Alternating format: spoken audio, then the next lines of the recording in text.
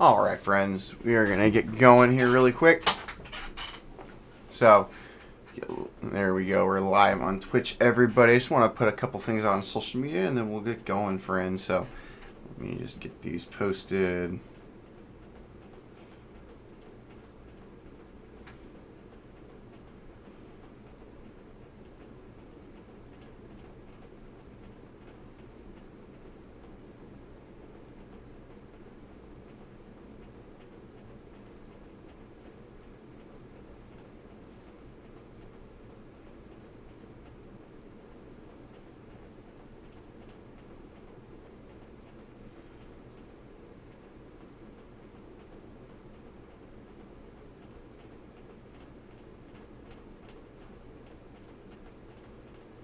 Put it out in a few channels, everybody. Give me a second.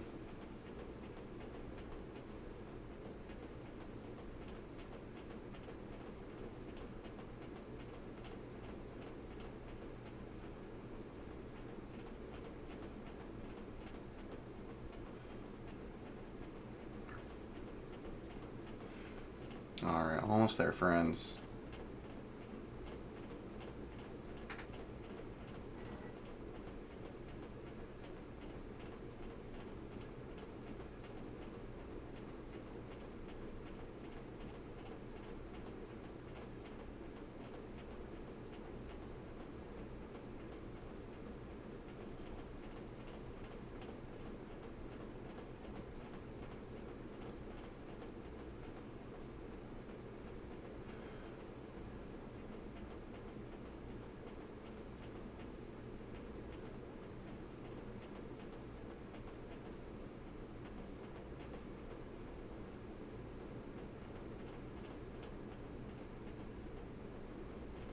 Give me a second, friends. We're almost there. Just checking one last thing.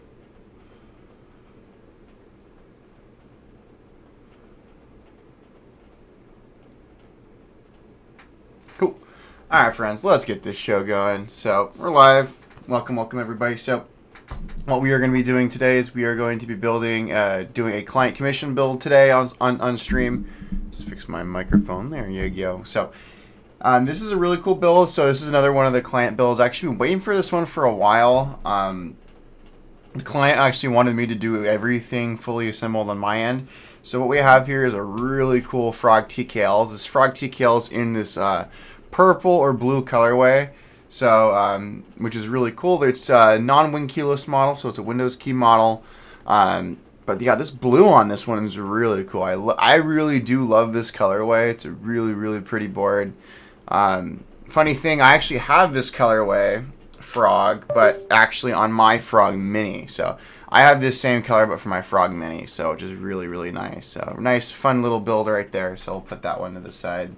So that's my personal build we have on stream. So we actually have our Alps plate. So this plate was made by Tom over at Hype Keyboard. So Tom is a really good friend of the channel, and he's slowly kind of turning into a sponsor because pretty much every build I do is featuring one of his plates.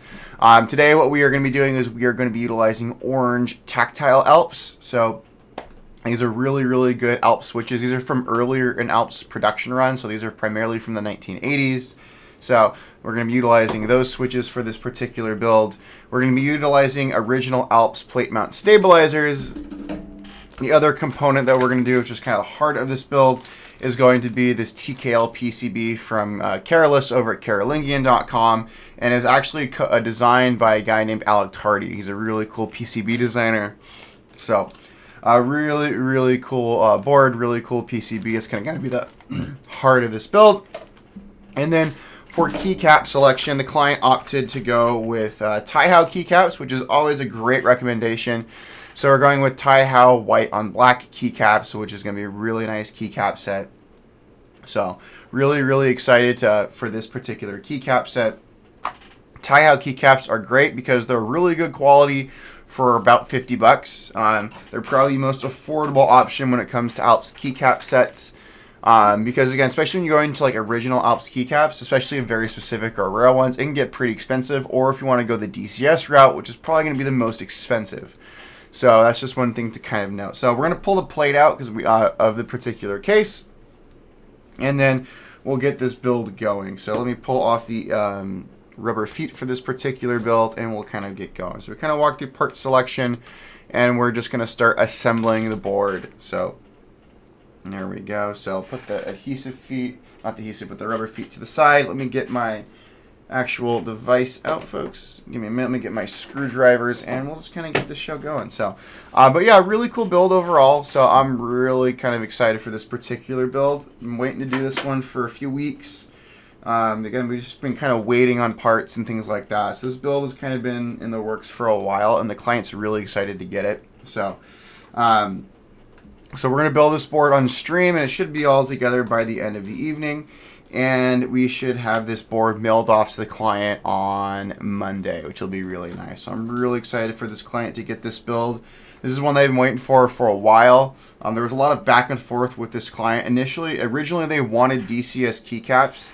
The specific DCS keycaps they wanted were just kind of a pain in the butt to track down. Now, one thing about Alps, if you're going to do an Alps build, you kind of have three options for keycaps. Taihao, which is going to be your most affordable. You can go with original Alps keycaps. And depending on what type of original Alps keycaps is going to depend on the price. Some are cheaper than others. Some are very, very expensive. And then your other option, which is probably going to be your most expensive, are going to be DCS keycaps. Now, DCS keycaps are very special because they allow you to use Cherry MX stabilizers with Alps. If you're using like either Taihao or original Alps keycaps, you are going to be utilizing original Alps patterns stabilizers, which are actually plate mount stabilizers. So we're going to put the case over to the side. We're going to pull the plate out.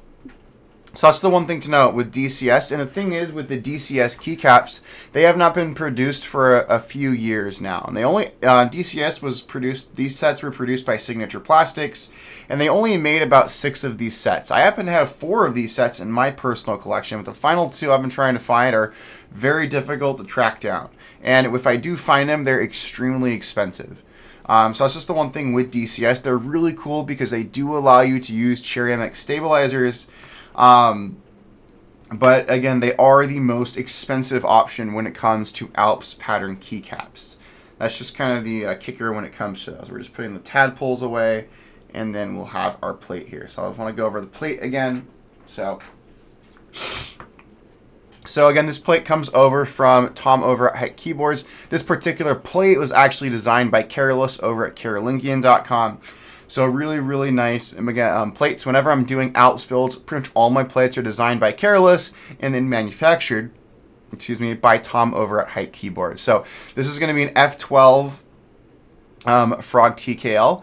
And then also over here, this is actually what they call an 8K column. So I actually have a build. We are going to be utilizing this full column here later on in the month, but that's kind of here nor there. It's just kind of a little teaser for that. So we're going with the standard TKL, and we're going to be plate mounting the actual Alps stabilizers today. So let me put my tools to the side, and then we'll get our 205G0, and of course we will start lubing our Alps stabilizer. So let's get our Alps parts, and we'll get everything going. So really, really nice, really, really fun builds.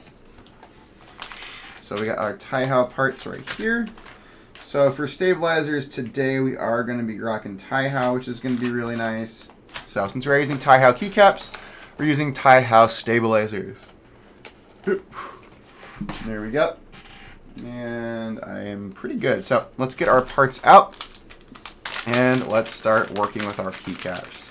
So we have all of our Taihao parts. I also want to get out our stabilized keycaps. So let's put those to the side. So I actually had to ask the client what are some keycaps that they prefer. So one option for keycaps is they wanted to go with a stepped caps lock. So we will be doing stepped caps lock for the client. I gotta figure out which stepped caps I'm going with. Give me a second. Going with that one. Perfect. Putting that one to the side, and then we're gonna get we're going with a 7U spacebar. We're gonna go with our ANSI enter right here, which is really, really nice. And then we're gonna get our 2 shifts, and then we're gonna get our backspace. So we'll put the keycap set to the side for right now. we're not really going to be working with it until a little bit later. So the first thing that we are going to be doing is we need to actually remove and file down this piece of metal. Since we are going with stepped caps lock, we need to remove that piece of metal. And then I need to get out my file and file that down so we can get the switch in there. So let me get one of my files out that we're going to utilize to file that down. So here we go, friends. Perfect. So the one thing about Alps, they are pretty involved builds. So that's just the thing to kind of note as we kind of go through. So let me just do this part right here. All right. Just kind of bend off these pieces of metal right here. Again, these just give you kind of options for what you can do in the build, which is really nice. So we're just going to pull those off. And there we go. So I'll pull those two pieces of metal off, and then we got to do a little bit of filing. So let's just throw those little pieces of metal down there. Perfect. All right.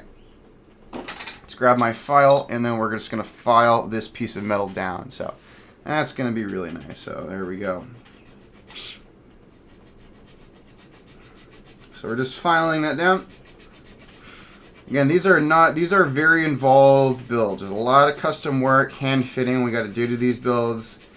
So that's why I offer a custom build commission service for people who want to get into Alps, but they're kind of intimidated by the custom build process of everything. So yeah, if you are interested in your own custom commission Alps build, again, I would be definitely reach out to me. Again, my different social media handles are kind of right here. So definitely reach out. And again, we can definitely kind of talk ideas, talk price. I'm happy to do it.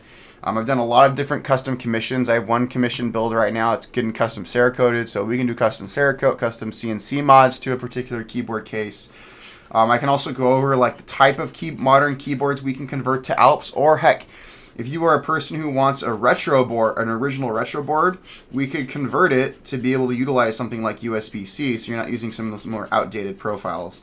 So there's a lot of different options that we can do. In terms of custom commission builds for clients. So that's the one thing that's just kind of really nice as we kind of go through. So we're just filing down. There we go. Awesome. So got that portion all filed out. So now it's nice and good to go. So we can put our file to the side. And now our plate is pretty much ready to go. So that's one thing that is really good. So we're going to start working on mounting our stabilizers and everything. So let me figure out which part I'm starting off with first. Here we go. So we're going to put the clips in first. These are going to be the clips for our stabilizer wires. So one thing about Alps, these are plate mounted stabilizers, to kind of use some terminology from the Cherry MX world. Now one thing about Alps, they are kind of their own thing, which is pretty interesting. So I just like to tell people, yeah, if you have any like knowledge about like Cherry MX or keyboards and things like that, I usually just say throw your knowledge about keyboards out the window. Alps are very much their own thing. They're just a really cool switch design, a type of switch that I really enjoy working with, and it's really fun converting modern builds over to Alps. So one thing about converting it, you kind of Alps are very much their own thing. You need your own. There's no plate. You need your own plate. You need your own PCB. And you also need your own stabilizers to convert a board over to Alps. So that's the kind of thing. So one thing that's really nice, like what Carolus does is, again, Carolus is really great because he does a lot of the really great work in terms of making the plates because kind of the two core components you're going to need to convert a modern board, like a TKL, you're going to need a plate, you're going to need a PCB. And my recommendation, if someone wants to do an Alps build, my biggest recommendation would be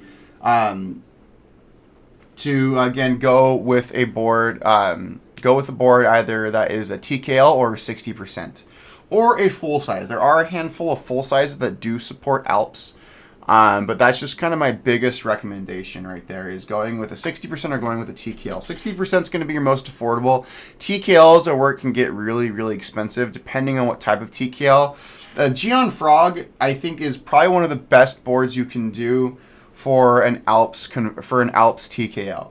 I've done several Frog TKLs at this point for clients, and what's nice about this board is you can get the actual case itself without a PCB direct from Geon for about $250. If you go on Mech Market and you're patient, you can find a Frog TKL case for about $175, $200. So a very affordable board. relatively speaking. And then it's a great candidate because you can get it without the Cherry MX plate and the Cherry MX PCB, which if you're going to convert it to Alps, you're just going to set that to the side and not use it. So that's the one thing that's really nice is you can get this case bare bones. So it's a perfect candidate for Alps conversion. The other thing too with I think that makes the Frog TKL just so good is, again, I have all the plates for all the different types of Frog TKLs. Whether you have a Windows key, Win keyless, F12, F13, you want to do an 8K Frog. Yes, well, if you don't know what the heck an 8K is, in a few weeks you're going to see on my build stream what the heck an 8K Frog is. So that's just kind of cool. So there's a ton of different options that you can utilize for these particular builds. So that's one thing that is really, really nice. So I'm just kind of pulling out some switches just to make sure we can do that. Okay, the inner ones. That's pretty good. All right, so good times. So we're having fun. So we're almost done putting our clips in. All right, putting those clips in right there. And then we'll start lubing everything. There we go. So let's put these little clips away, and then we'll kind of jump into kind of my methodology for kind of installing Alps stabilizers. When I do Alps builds, I knock out my stabilizers first. Alps stabilizers are kind of a pain in the butt, especially once the keyboard is built. So my honest recommendation is to do your Alps stabilizers first, lube them up, make sure they're tuned, and then you start all your soldering. Because once the board is built, they're kind of a pain in the butt to get to kind of get a hold of. So that's why when I do an Alps build, I always do my stabilizers first, and then that just makes life 1,000 times easier when we get towards final assembly. So really, really good. So let's just kind of put these little clips away. All right. Before we do that, we're going to put the actual clips on the bottom of our keycap. So that's just going to make life a little bit easier. Those are the other ones. Here we go. We want these ones. So we're just kind of installing our parts. So let's just get these puppies in. And we're just going to, again, get these keycaps ready to be lubed and to be installed into our plate assembly, which is going to be really nice. And I'm really glad we're going with orange Alps. Orange Alps are just a really kind of satisfying switch. I have a metric crapload of orange Alps on hand, so yeah, if anyone wants an orange Alps build, let me know. I got a pretty decent horde of orange Alps. So definitely if it's a switch you're interested, I think that's probably one of the better Alps switches doesn't get crazy expensive. I just brought a set of brown Alps, and let me show you my brown Alps. And these were about $4.50 a switch. I had about 58 of these brown Alps. These things are freaking expensive. And the thing that's crazy, these aren't even the most expensive Alps switches. So that's just kind of the psychotic part. The most expensive Alps switch are going to be neon green Alps, which are going to run you about 20 to 30 bucks a switch. So if you want neon green Alps are just kind of insane. And if you want a set of neon green Alps, do a full size, you're looking at about $2,000 to $3,000 to do that build. It's in freaking switches, not even the board or keycaps, just the switches, $2,000 to $3,000. So I would like to do if I ever do a neon green Alps build, it would be my true end game. It'd be the final ever personal Alps build I do for my collection. I want to do, and my kind of goal right now is to do an Alps build for all the major Alps switch types. And then once that's done, maybe in a few years down the road, is to track down and save up for a set of green Alps and find a board that is truly, truly insane, a full size, and put green Alps in it. That's just kind of my plan. It's not going to happen for a while, but that's just kind of my idea. If I ever do a green Alps build, it's going to be the most absolutely insane thing, and that no one should ever replicate because it's ridiculous. It would be just absurdly expensive. But that's kind of my plan eventually for green Alps. So I'm just getting my other stabilizer wires out. And then I got to figure out, I got my spacebar wires. I always forget which one I got to use. I think it's it's the 6.25 one. There we go. Yep. Just making sure. Just doing a little bit of test fitting here right now. Just give me a sec. Oh my gosh. That is brutal. Alright. Yep, we're good. Alright, we're good. We happy. Cool.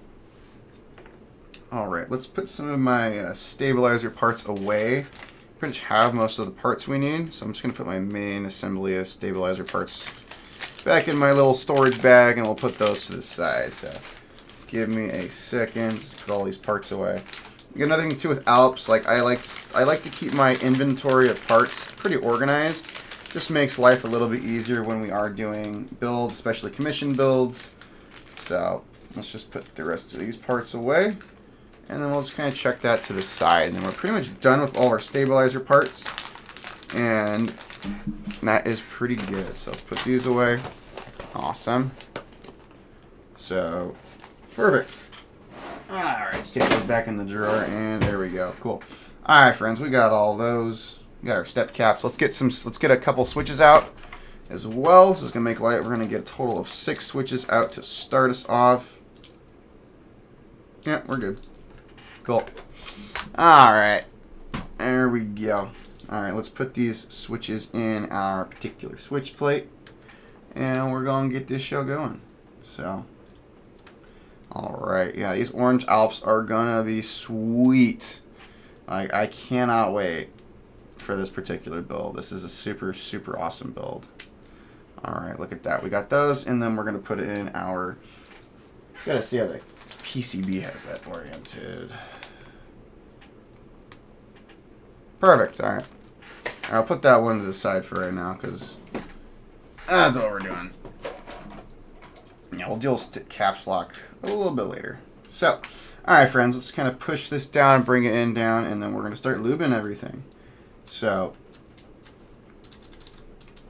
yeah, orange Alps sounds so good. So, such a good switch. So let me get my 205G0s, get my little brush, and then we'll start lubing this stuff. So, pretty good. Yeah, but really, really good switch. Orange Alps, probably a switch I really enjoy working with. So overall, really, really good Alp switch for like not a lot of money. So like my main source for orange Alps are going to be from old Apple keyboards. So I got some dead Apple keyboards in. So I'll definitely, as just kind of over the next few months, as if I need orange Alps, just tear apart a keyboard. So I got a nice healthy stockpile of orange Alps in addition to like my jar of them right here. So pretty good stuff right there.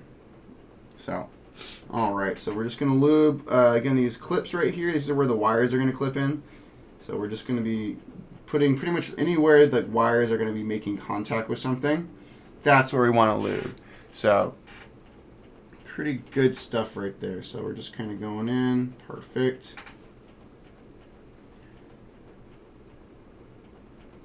Perfect. Just adding a little bit of lube in there. And then we'll move on to adding some wires here.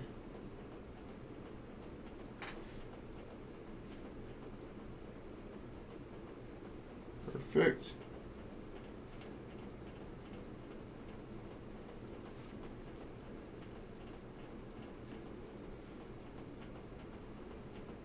So we're making good progress in this particular board. So I'm really excited for this board. So this is a client build. We've been it's kind of been in the works for a few weeks. So I'm really happy to finally get this one together.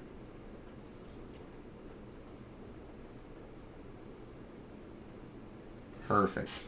So really, really happy to get this board. So, and I'm really happy to get it to the client. The client's a great person, so I've had a lot of really great interactions with them over the past few weeks as we've just been kind of talking about different ideas, what they want for the board, different kind of adjustments. This client's been really great. Initially, we wanted to go DCS keycaps, but that just really wasn't going to be possible with the type of keycaps they wanted. So that's why we opted to kind of shift gears and go Taihao, which honestly, Taihao keycaps are honestly phenomenal. So I don't think if you do an Alps build and you go Taihao, you're gonna get great keycaps with it. So, all right. So, just making sure that wire is all good there. Perfect. Let's kind of move on. We'll go over to our backspace and pull that one in. But yeah, overall, really good build. So really enjoying this particular board. So, and again, I have a few Geon frogs in my personal collection. I got a couple frog TKLs. I got all the frog minis. I got the Passante, I got the Frog Lagera, and I got the standard frog mini. So it's kind of crazy. Also, yeah, if you're thinking of getting the Geon Frog Passante, it's absolutely insane board. Thing weighs like 8 pounds unbuilt. It's like psychotic. It's over there on my shelf. I really don't want to go pick it up because it's so friggin' heavy. But it's a fun board, so definitely have a good time with those builds. So now we're just getting it going, so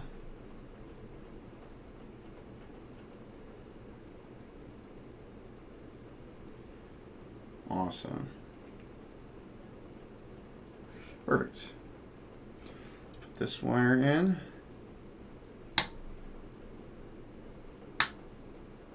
Awesome. I got those wires in. And then we're doing this big 275U wire, and then we'll start applying keycaps.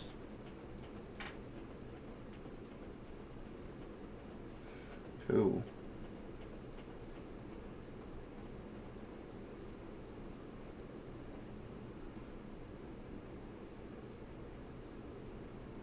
Cool. All right, let's put this wire in.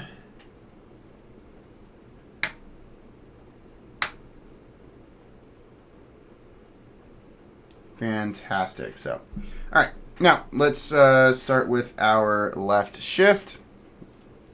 So we're going to lube a couple more points. So we're going to lube the actual top wires right here, both sides of that. And then there's little clips on the underside of these particular keycaps that we've installed. So we want to lube those as well. So this is just going to make sure our stabilizers sound nice and they're not rattling, because I hate rattly stabilizers, and I don't think the client would want rattly stabilizers. So, and I for sure don't like them. So especially if someone's paying me, I ain't going to give them rattly stabilizers.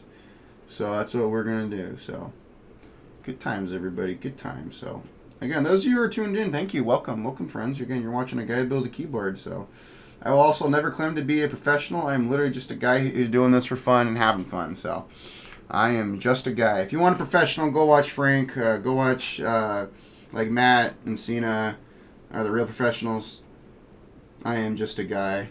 So, but also, if you're going to Keeb Life, definitely come say hi. I'll be there, and I will have pretty much all my Alps builds there on display for people to kind of try, pick up, take a feel. And heck, if you really like Alps and like what you try, like definitely reach out, and we could definitely do a commission, which would be really cool. Or I could just help you do a build. So, but I offer the commission service because Alps are very much a labor of love. So there we go. We got our first stabilized keycap in. Look at that, everybody. So we got our left shift. All right, we're going to do our BS now.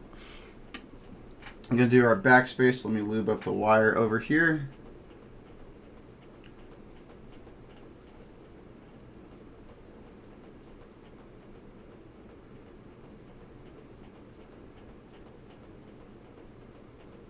Cool. Got our wire.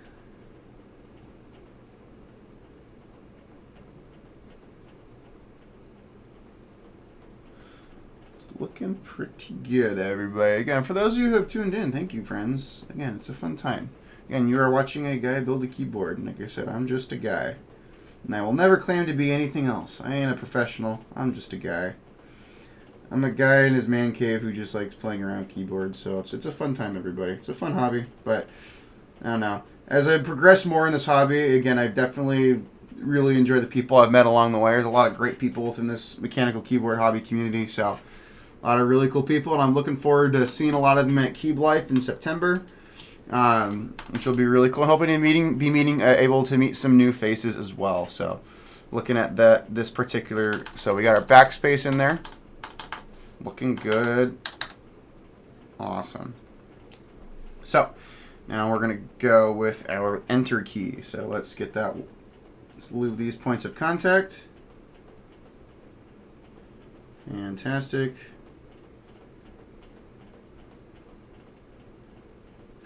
Perfect. And then we're going to do this one.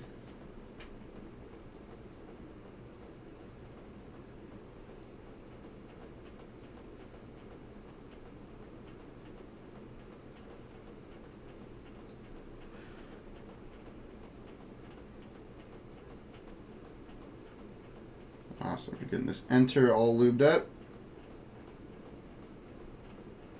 And then we're going to put it in. So let's get the enter inserted right there. There we go.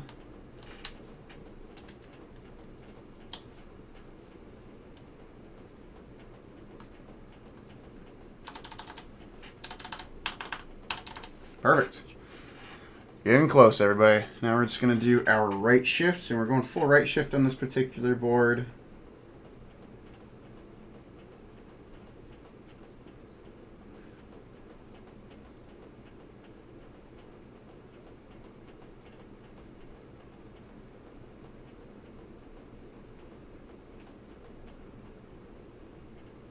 Cool. Let's grab that one, and then we're going to do this one.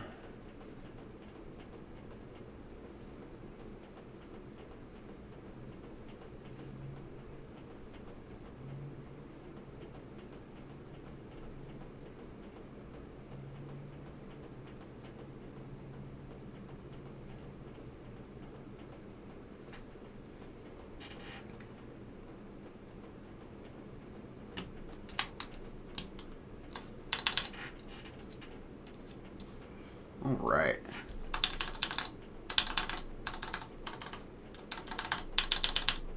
Cool. Got that one going.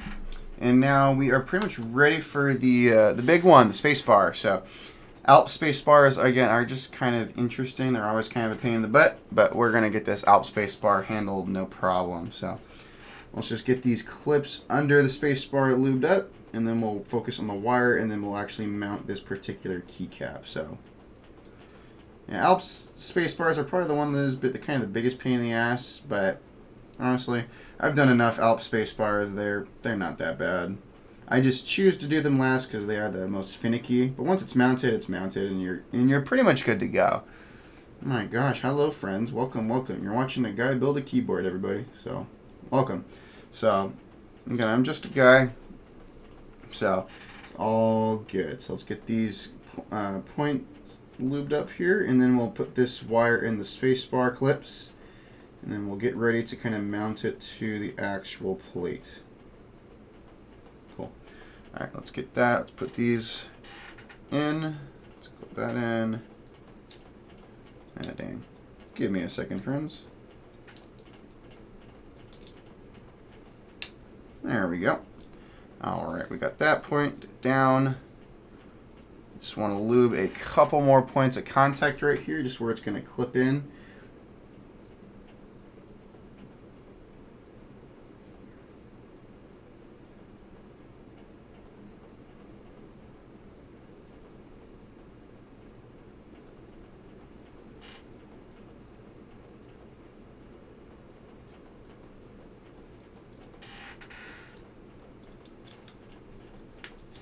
All right, let me just get these clips in here.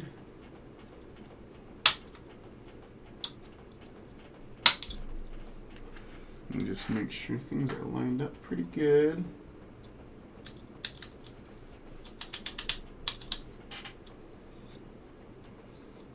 Yeah, there we go. Looking good. So we have our stabilizers installed, friends. So that is pretty good. So we're going to put our 205G0 away for right now. And then we are going to, again, focus on getting the this assembly actually soldered to our actual PCB. So we got our stabilizers all lubed up, which is really nice. So let's get our actual PCB out. Kind of walk through our PCB assembly. Let me get one of my. Let's open up this bag. Perfect. So this PCB comes over from Carolus over at Carolingian.com. This is a great PCB. Has a ton of different layout support, which is really, really nice. So I really, really love this PCB. So it's a 1.2 mil PCB, but again, we're not doing Cherry MX stabilizers on this one. So we are doing Alps stabilizers. So let me just get these lined up with the holes in the PCB. And then we'll begin soldering in these first switches. And that looks pretty good. Sweet. All right, cool. All right, so it's a nice little white PCB, which is really cool. So let's get my solder wick. Let's fire up.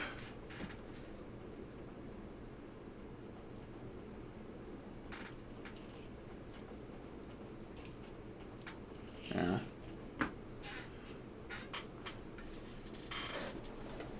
All right. Let me just dial in my soldering iron temperature just so I don't fry everything. There we go. All right, so we're going to solder in these 5 switches just to kind of hold everything in place, and then we'll do a little bit of testing of our PCB. So there we go. So let's wait for the soldering iron to get heated up. Let's plug in my little solder vent.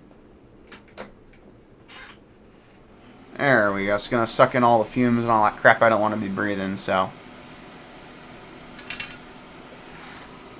Awesome, awesome. We're almost there, and we are at full temperature, so fantastic, everybody. So let's get this going.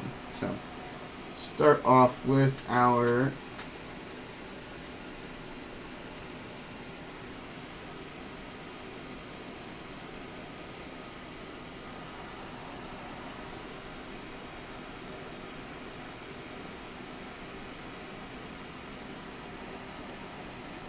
perfect.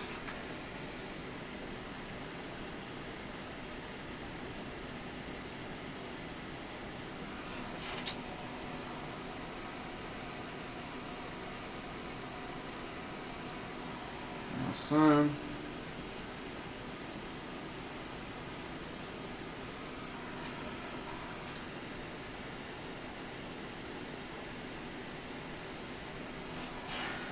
Perfect. All right. Got some points soldered in place, and now we're just gonna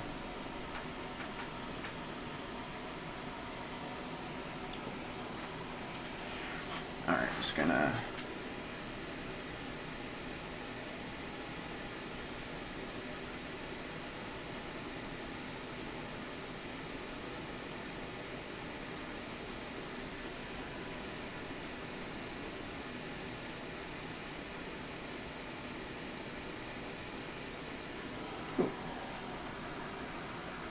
just making sure everything is seated properly. Perfect. Awesome.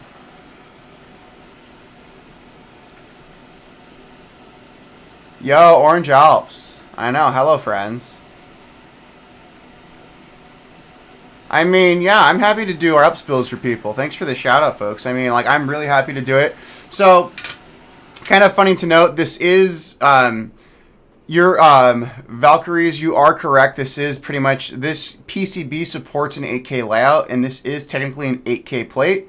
This is an F12 Frog PCB, and I was working with Careless for the plate. And instead of just making a whole new like F12 TKL plate, Careless said just use my 8K Frog plate, and we don't have to make a new plate. So yeah, so I do have an 8K Frog. That's going to be one of my personal builds, but I'm waiting on the plate to come in from Tom and also a PCB to come in from Careless. So when we do that, a proper Frog 8K TKL, it's going to be freaking sick. So I have some really cool plans for that particular one that's going to come in. So yeah, but this is just a standard F12 TKL for the client. So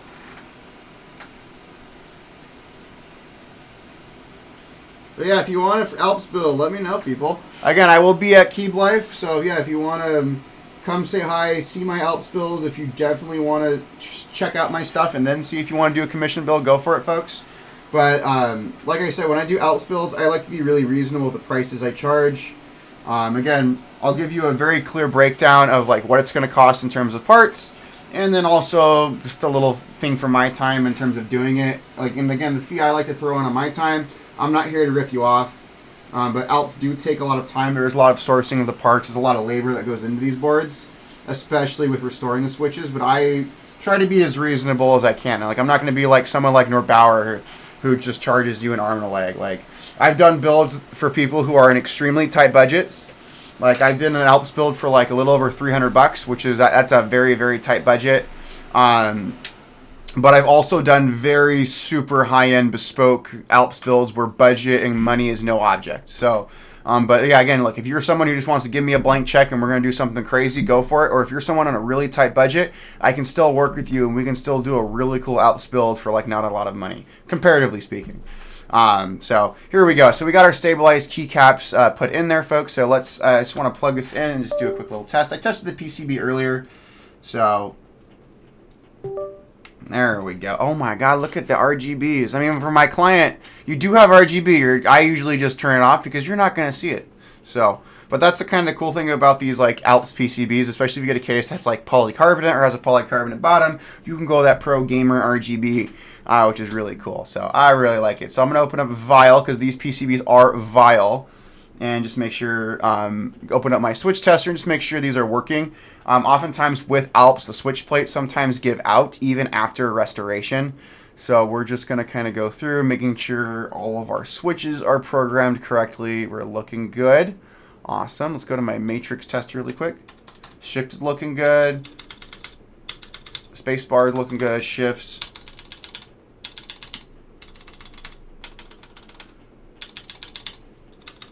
All right.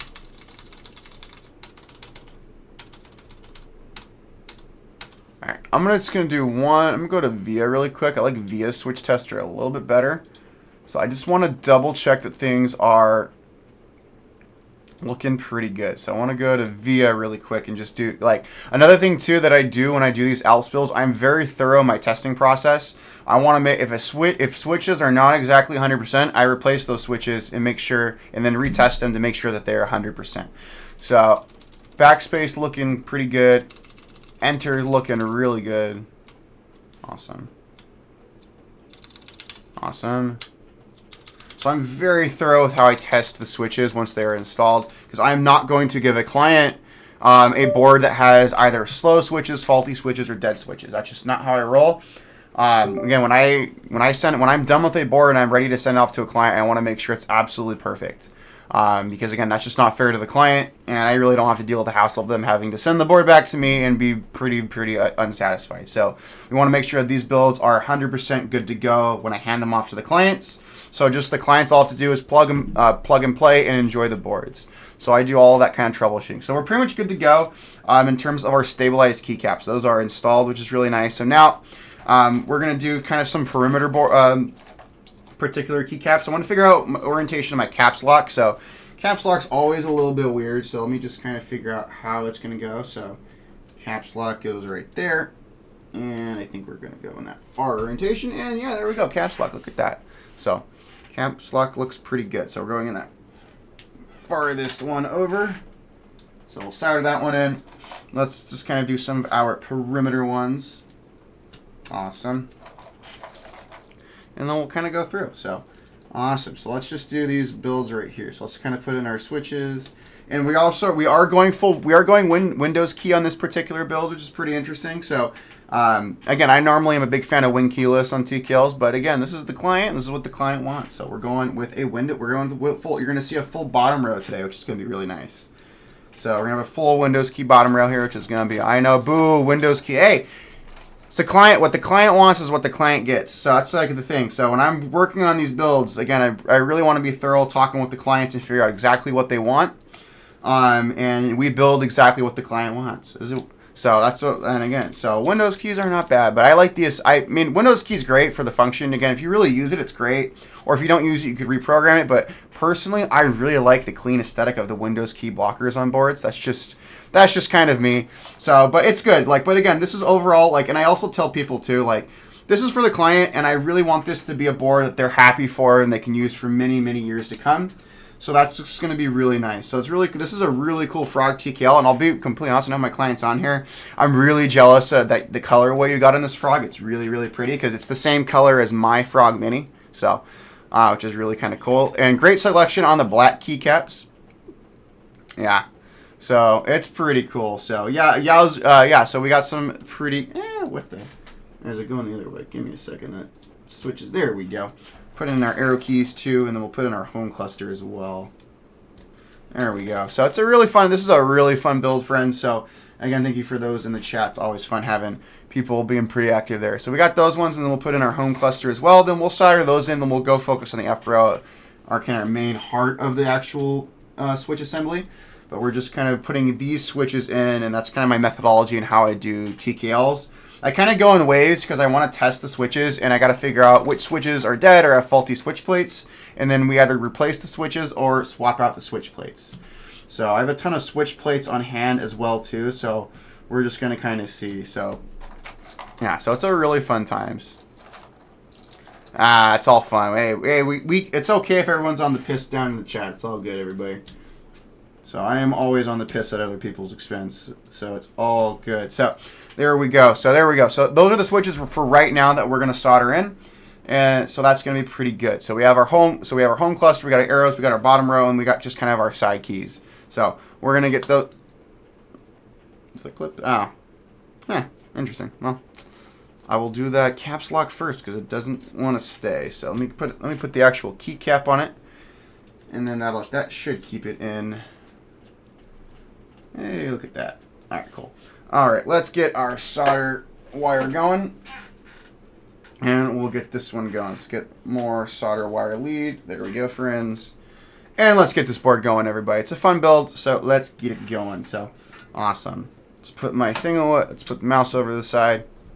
Someone stole each other's car. Oh my god, dude, where's my car? It's an American classic. Alright, give me a second. Just want to make sure that it's fully seated.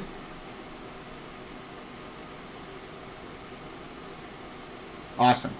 Really thorough in that one. So we got our caps lock in there. Yo, someone stole the car? Crazy, crazy. I mean, I drive a car you wouldn't want to steal. I drive a Subaru, man, okay? It's a reliable car. They never have problems. So, like, it's all fun, man. Alright, got our caps lock in. Looking pretty good. Caps lock looks pretty good. So, awesome. Alright, let's just kind of go around. We'll do our escape right here. Perfect.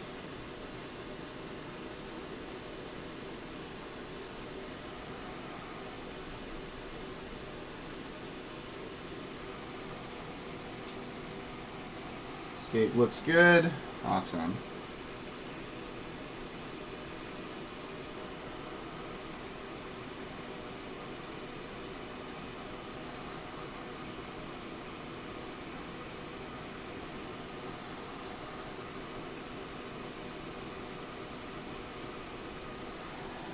Looking good. We got those ones done. We'll move over onto this side. So, pretty good. So this board is coming along great. So we're just getting all of our switches soldered in. Perfect.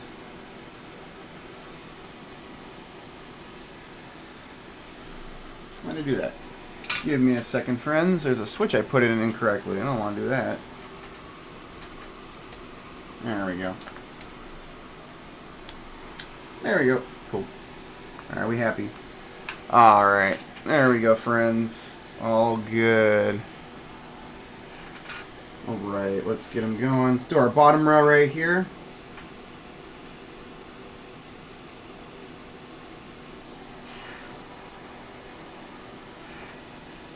Perfect.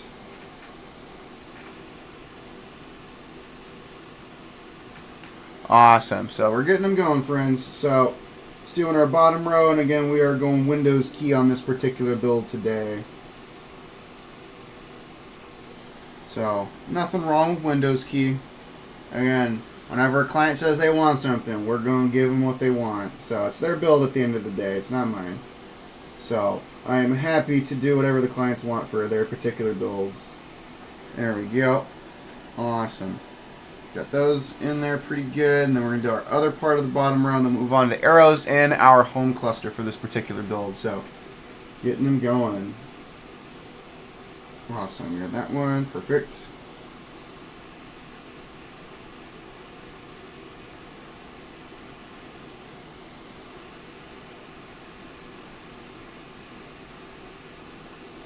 Awesome.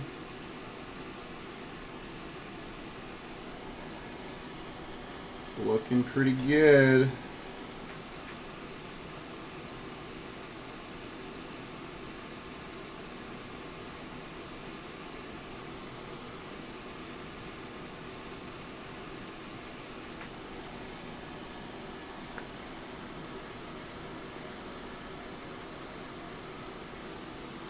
looking good. So we got that bottom row done, which is looking awesome. So now let's do our arrows and our home cluster.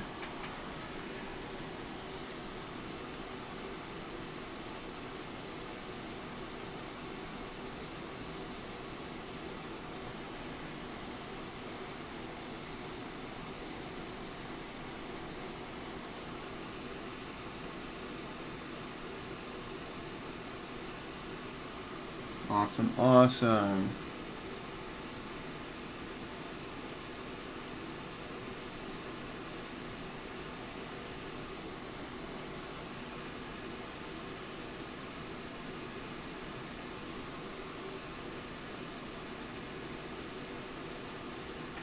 Cool.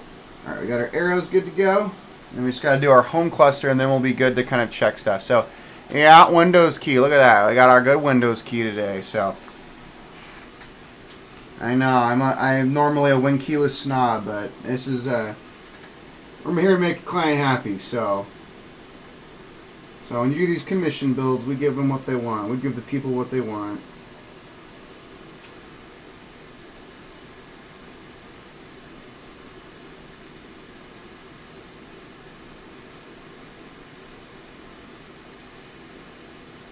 Cool. Let me just get a little more solder lead. There you go. Win keyless only. Man, we got a fun debate in the chat about win key versus win keyless. Love it. And as long as we keep it civil down there. No, I'm just kidding. You guys can kill each other down there. It's all good.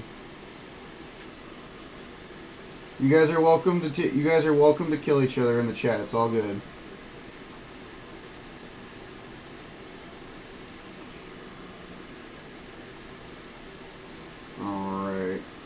Almost done with the home cluster, and then we'll be good to start testing some switches and figuring out if we have to replace any of the switches we have installed so far. So,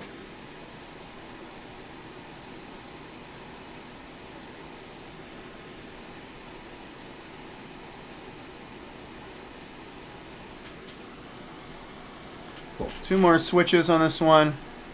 I mean, not necessarily. I mean, tray mount 60%. I mean, I've had to do. I have to put the Windows key on. They're fine. My Grammarly is broken. Ooh, interesting.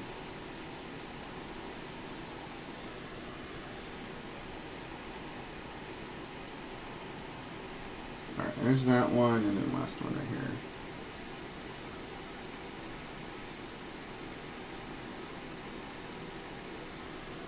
That one, and then this one.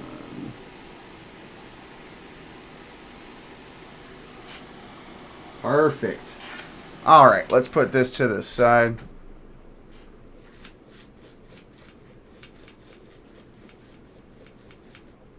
There we go. I mean, I'll look at. I'll show you something that's kind of crazy. Oh my God, I hate this thing.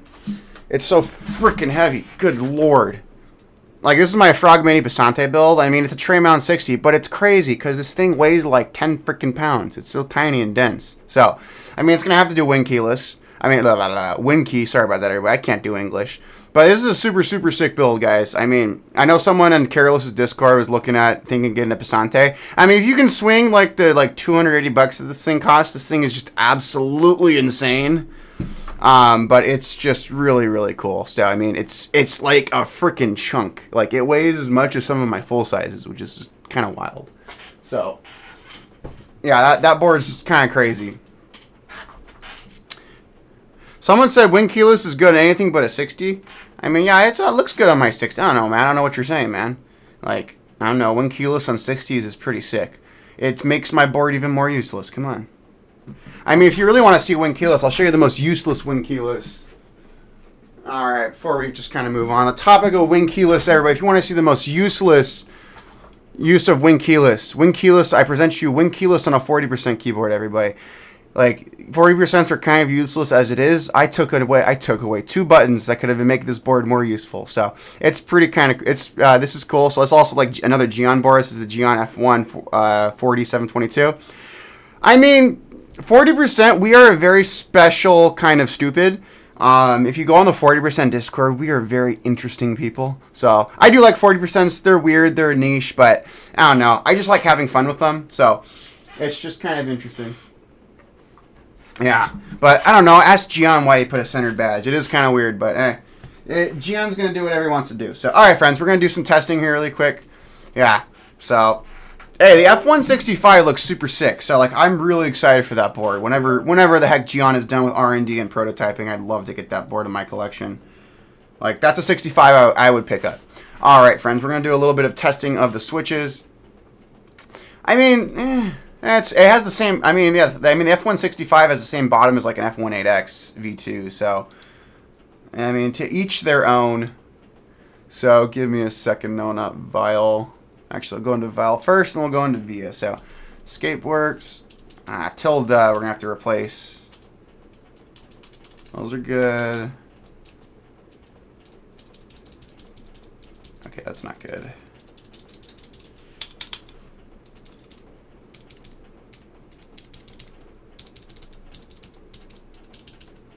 Okay, we have a few switches. We're going to have to swap out switch plates.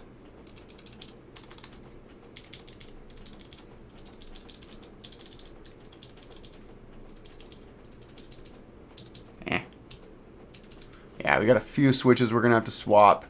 So I'm just going to Via really quick. Let's see how that shapes up. So Escape is looking good. Tilde is dead. So we're going to swap out the switch plate on that one. Tab looks good. Caps lock is good. Shift, left control when you have a faulty switch plate. Windows is good. Yeah. Okay, left control, left alt have faulty switch plates, so we'll have to desolder those. Spacebar looks good. Right alt is good. Right Windows is good. Right control is good. Okay, this button again, right arrow is messed up, so we'll swap that out. These three are good. Page up is messed up. Pause is good. Scroll is not working. And print is not working. So we got a few we got to swap out. So we got to do Tilde. We got to do, let me disassemble these switches that we got to take out. And we're going to swap out some switch plates.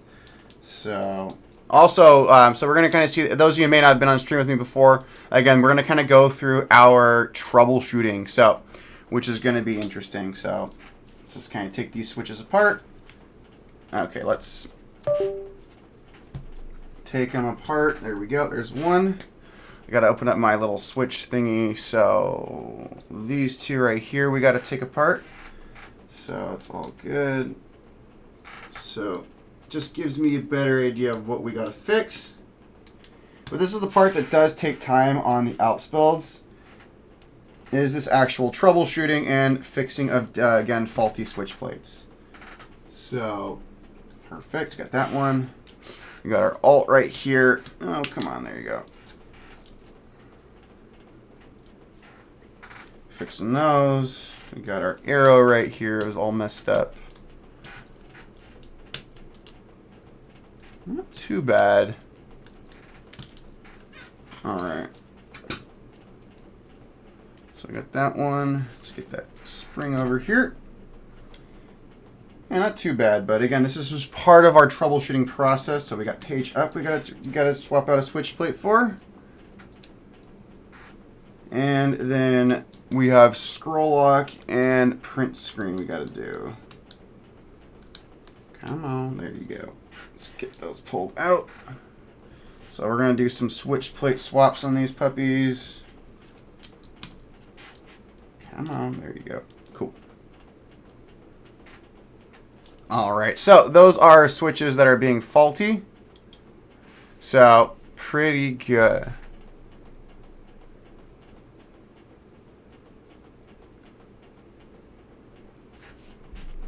I don't know. We'll see about the F-165. I don't know, man. Like I said, I'm a big Geon fan. Like, I really enjoy. I'm not going to be ashamed to say I'm a big Geon fan. I have like 7 or 8 Geon boards. So like, I don't know. I like his stuff. So, and I don't have a 65% from Geon. So, yeah. So I don't know. Oh, thank you. I like that you're a Geon fan. So I don't know. So, I guess tastes are different, to each their own. So I want to get the desoldering gun out for this particular one. And we're going to desolder these particular switches. And then I'm going to get my bag of switch plates out. I always forget where the heck I have it. There we go. Yeah, so I'm probably just going to have to swap out switches, figure it out. All right, here we go. What we got? All right, let's get this monstrosity out here. So, also, if you're getting into solder boards, definitely pick up a Hakko FR301. It's not cheap, but it makes... Dude, I want an F260 so bad. Like, it's definitely, like, the Geon boards I want that are, like, older. I want an F260, I want an F284, and I want an F188. I mean, I want the F284 and F188 because I do want to make those Alps builds. But eventually, I just want an F260 because it's just a clean 60%. Because I was talking with Careless, I don't think we can make that one Alps, unfortunately, which is really kind of sad. But, yeah, we're just... Cool. We're good.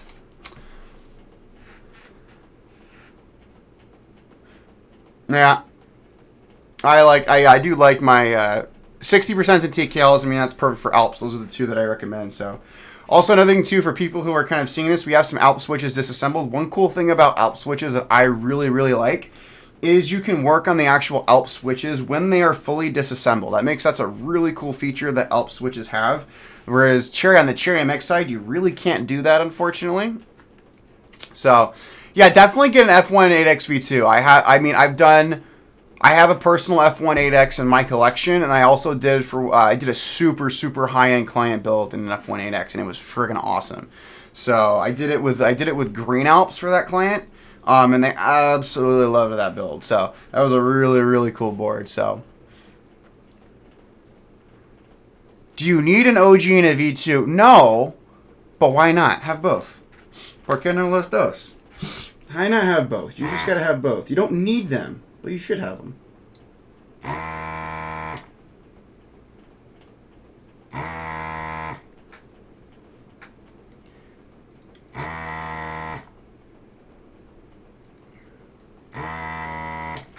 Yeah, also shout out to Careless. Like, desoldering this type of board is so nice.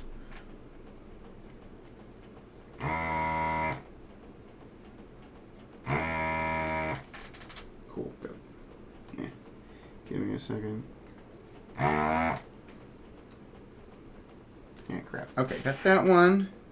Got those two. I gotta do this arrow key right here. Oh, I already have a clog in this damn thing. God dang it. Really? Come on. Yeah, I would like an F1.8X OG. Why not?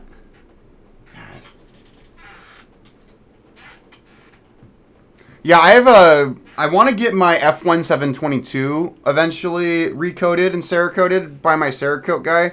I got my F1722 for like stupid cheap because the coating on it from Geon, which is really crappy and chipping.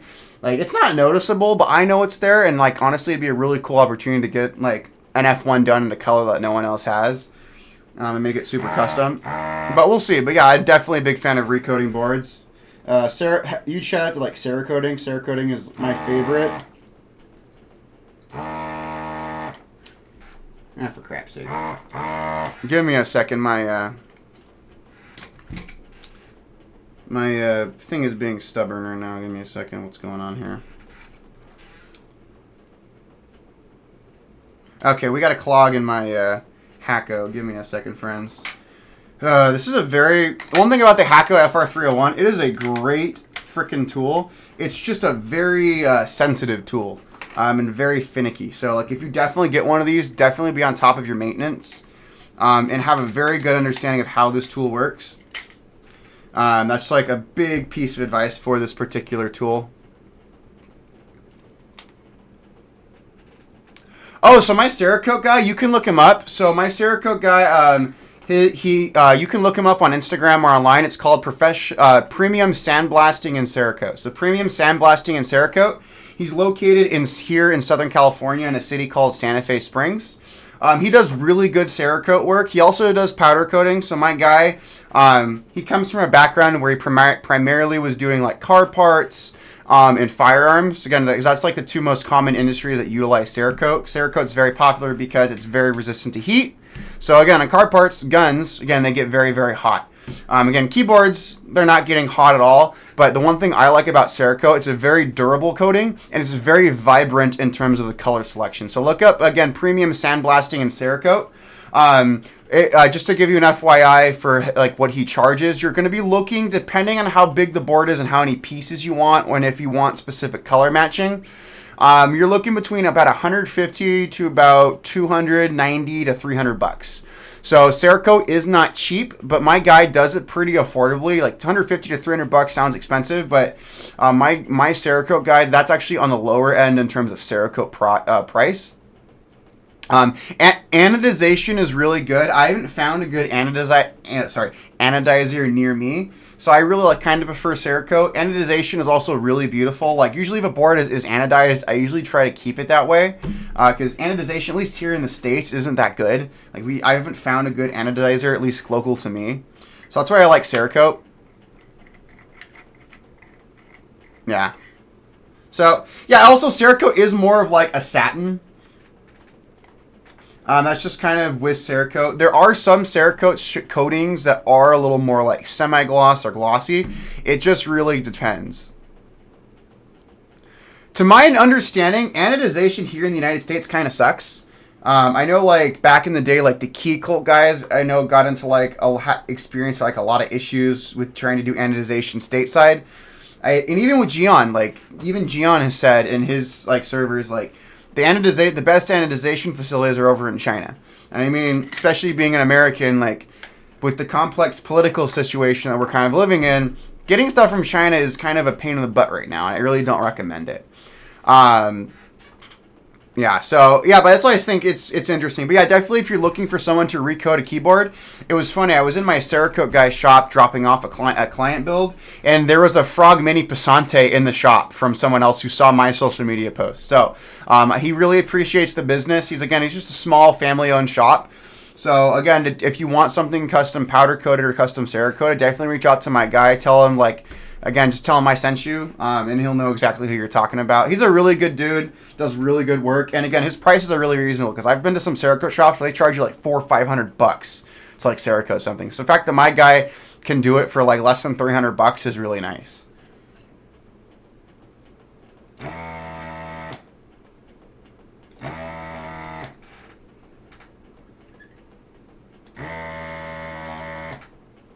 we got those.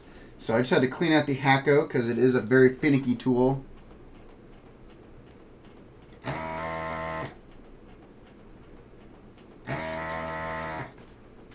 Alright, got that one, and then there's two at the top we gotta do.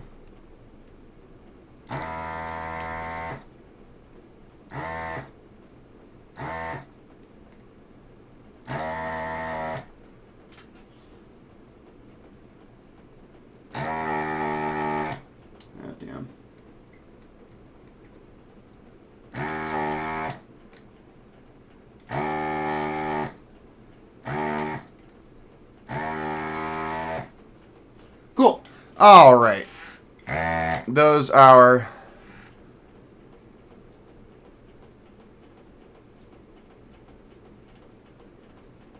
Yeah. So, I mean, also with Cerakote too, like my Cerakote guy is really good. Again, he's a really nice, down-to-earth guy. And he also is... he likes the challenge and trying different products. Again, prior to me bringing keyboards to him, he mainly focused on car parts and guns. So, like, being able to, like, do something... I told him it's this... When I brought in my first keyboard to my Cerakote guy, he kind of looked at me all confused, and I said, it's the same principle. You're just... It's not... It's like just like a car part or a gun. It's made of metal. So, so once he kind of wrapped his head around, like, hey, I'm just coating metal, like, he's done a few keyboards for me. And it's nice seeing other people giving him business from the keyboard hobby, just kind of seeing my recommendations. So, but also too, like, I also recommend if you're looking for like Cerakote or powder coat, like especially if you're here in the United States, my biggest honest recommendation to probably find it cheapest is to go find a gun shop. And regardless of what you think about guns, like like firearm shops usually have either have their own Cerakote shop or have connections to Cerakote and powder coat shops, and they can give you a really reasonable price. Again, if you take a keyboard like a gun shop and say like, hey, can you Cerakote this? Just frame it away. Guns are made of metal. This keyboard's made of metal. So, yeah. So, yeah. Yeah. Yeah, so it's cool. So it's a really cool thing. So that's why I always tell it. It's really interesting. So, and again, like, I don't mean to I'm sorry to bring up firearms, anyone's like that. It's just, again, like, it's just the kind of the reality of it. Like, again, I have friends who are into, like, shooting. So, like, they've done custom Cerakote, and that's kind of how I found my guy.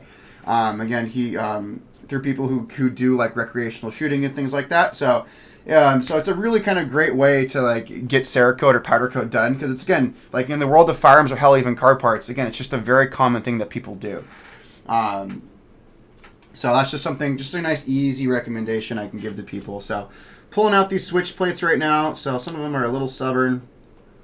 Come on, get there. There we go. Yeah, pulling out these faulty switch plates.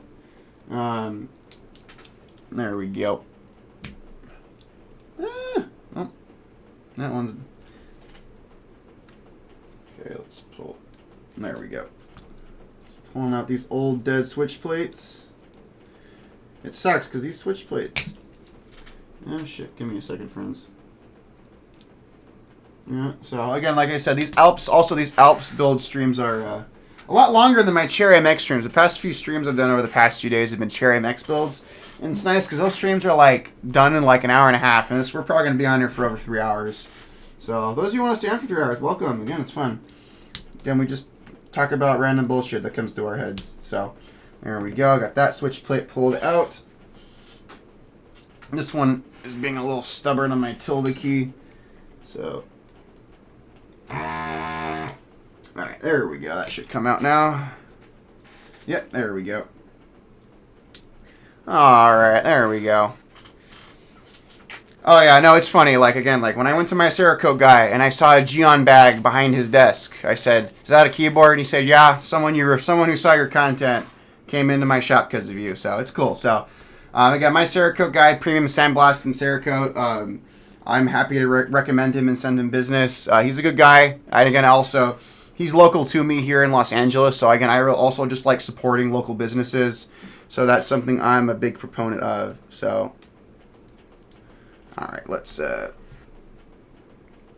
figure this out. All right, I'm going to pull these bottom plates out just to make my life a little bit easier. All right.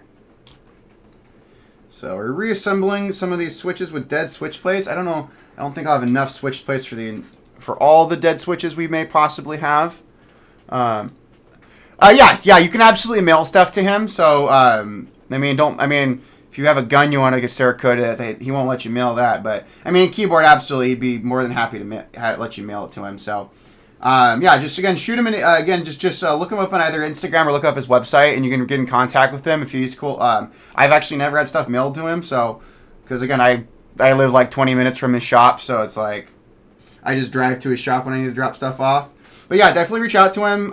He's a really cool dude. Again, he's really knowledgeable in Cerakote. And can really give you some good recommendations on what coatings would be best for what you want to do, and give you just kind of a really good idea. So, just bomb. Oh God, you guys are terrible. I love it. So, but yeah, it's really cool stuff. But yeah, again, Cerakote, it's probably a coating I'm a really big fan of. I'll show you I have a custom Cerakote board right here. I can show you that he did. So, like, for example, just to show you on stream, since we're talking about my Cerakote guy, this is my custom JO2 that I did. Everything about this board is custom. We have the custom PCB from Apple T. We have the custom plate from Careless. This is DCS Alpine Winter, which is probably the rarest of the DCS Alp sets. And I had him do a custom Cerakote to the keycap set. So we did, so there's 4 pieces total on this particular board. So I wanted to have blue and then kind of this gray-white for the keycap. So we have the top case and, of course, our bottom case in the JO2 color matched to the blue. And then the pen rail and then the mid piece. I had him, again, do a color match to kind of the gray on the main keycap. So this has amber Alps. So this is probably one of my most expensive of my 60 prints, since this is the most expensive, but this is probably one of my more expensive Alps builds that I've done. So, which is really cool. And the client build I'm doing right now at my Cerakote guy, the client wanted a JO2, and we're going to do a really sick custom Cerakote on that one. So, so if you're going to do color match, so if you go on Cerakote's website, they have pretty much their entire catalog of colors that you can choose from. And my guy either if he doesn't have a color on hand, he'll just order it from Cerakote. Or if you want to do color matching, that'll be an additional charge. That'll be a little bit more money he charges. Give me a second. I'm just thinking if that's one give me a second. If you want to do customs, like a custom color match, he's going to charge an additional, and that's where he does like a mixture of colors to kind of figure out get the exact color you want. So color matching is a little bit extra because it does take a little more time. Also, yeah, I don't know about E-coat. You can definitely ask him. Again, I've only ever asked him about powder coating or Cerakoting, but I can't imagine it's that much different. That was one of my solder ones. We'll toss that one. So, yeah, it shouldn't be that much different. So, yeah, I'm just putting these switches together, getting new switch plates in here. But, yeah, this is that's what makes these Alps builds really involved, is the troubleshooting of these particular switches. But, again, that's what makes this build process so much fun, and I like them. But, yeah. E-Coat has a lot of really good colors, too. I know, for example. But, yeah, I can definitely shoot him you can just shoot him a message. I've never asked about E-Coat, because, again, I usually prefer Cerakote. That's just kind of my preferred coating method for custom boards. But I've had a few boards done by him. I've had my Ramen Works Thermal. I've had my JO2. I've had my minivan done by him. I've had my KBD 8X Mark III done by him.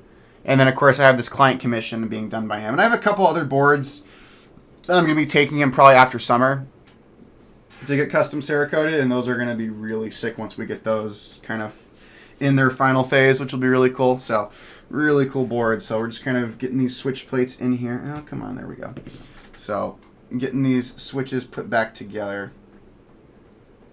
Yeah, so E-Coat has a lot of really cool colors, but that's the cool thing about custom coating. It's a really great way to make a board truly your own and make it a truly one-of-one. Like my JO2, I was talking with Jay over at Prototypist. When I sent him pictures of my JO2, he said there are custom JO2s and then there are custom JO2s. Like, and Jay's gonna probably be blown away when he sees this other JO2 I'm doing for this client, because we also did like custom Cerakoting, or making it Alps, and everything. So we had to do some custom CNC mods. So the client on this JO2 build that we're doing, yeah, that's what I did. The boards I've custom Cerakoted, they're never being sold. Like I never plan on selling them. Like they are going to be in my collection till the end of time. So there we go. So that's just kind of the thing too. With also just a note, when you custom Cerakote a board, you're probably going to be stuck with that board, because if you do plan on selling it later down the line, you're short on cash. When you've custom coated a board, it makes it a lot harder to sell, unless it's a very desirable board like a Unicorn or a Kohaku. Like that's different, or like a Jane.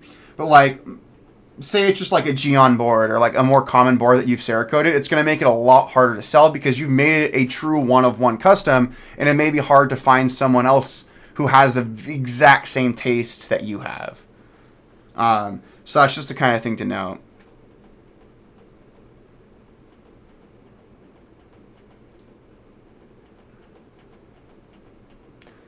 Yeah. I mean, anodization is very finicky and very particular, so I don't imagine that. Well, that's one thing with my guy. He also specializes in sandblasting. So when I have taken boards into him, I've had boards that were anodized, and he again has a process where he completely strips the whatever item being Cerakoted down to bare metal. So if it has anodization and old Cerakoting, powder coating, again, it's like a special acid bath that he does. And then he also sandblasts it down as well to get every remnant of the original coating off. So when he does apply like Cerakote, a new Cerakote, a new powder coat, there's no old finish under there to kind of ruin the final finish. So yeah, that Cerakote you probably did before, they probably did not take off the old coating. So that's just kind of evidence of like kind of a bad shop. But that's also more equipment and more skill. Like not all shops do their own, like sandblasting and like removing the coating is an art form in and of itself. I've kind of learned from my Cerakote guy, like doing like custom powder coating and Cerakoting is an art form in and of itself. Like it is a skill that you have to learn, and it's very easy. Not everyone can do it. So same thing with like with like sandblasting and removing the original coatings. Like that's a lot of specialized equipment and chemicals that you're working with to do that correctly. So my guy has all of that stuff. Yeah. Oh yeah, with Anno, it's so easy to screw up. Like, I mean, I've had so many I've had group buys I've been a part of where the delays happen because the anodization guy messed up. So that's a pretty anodization is really hard to is really easy to mess up, and it's hard to do it correctly. And I mean that's why like most of the best anodization facilities are in China. I mean that's just kind of the reality of it. I mean don't tell certain Americans or politicians that, but I mean that's why I think the Key Cult guys ran into that problem years ago when they tried to do stuff in the United States like that. It's just like it's just an art form, and it's very easy and hard to mess up. So I'm just pushing out these pins down, making sure they're all good. Cool. And we are good. All right, let's do these new switch plates, and let's get that going. So we're done with my Hacko for right now. Yeah, it's also about regulations. I know Geon has had to switch some of his anodization to China because of new regulations with chemicals with anodization process in Korea. So yeah, I just know there is a lot of really nasty chemicals you got to deal with when you deal with anodization. So if you can go to a country that doesn't have those regulations, it's pretty nice. Oh, it would help if I plugged my vent in. So yeah, we're having a TED Talking lesson about Cerakoting, guys. Here we go. So it's all good. So there we go. All right, let's do these pins, everybody.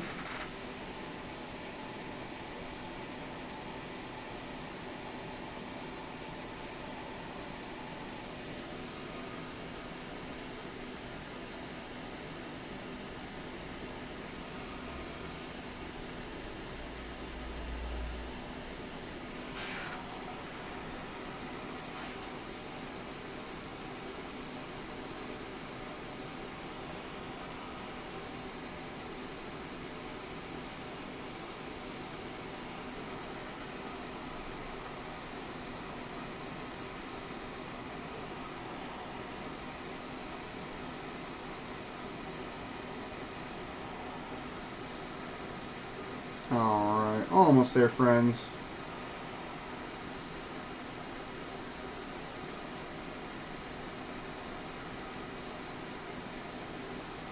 Cool.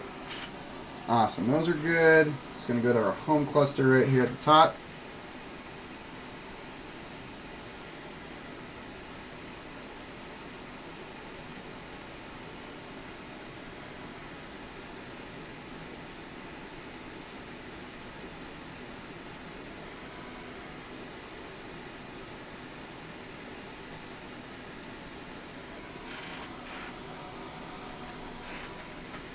Almost there.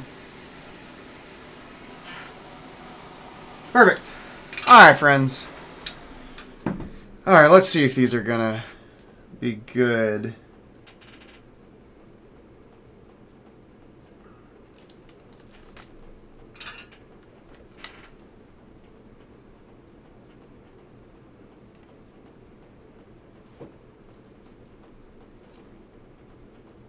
Perfect. Alright.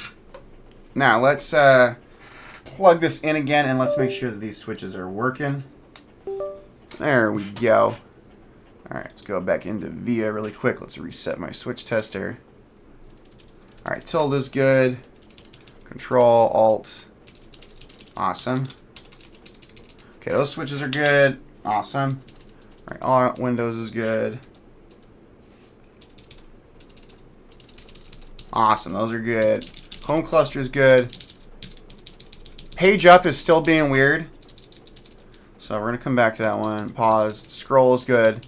Print is good. Awesome.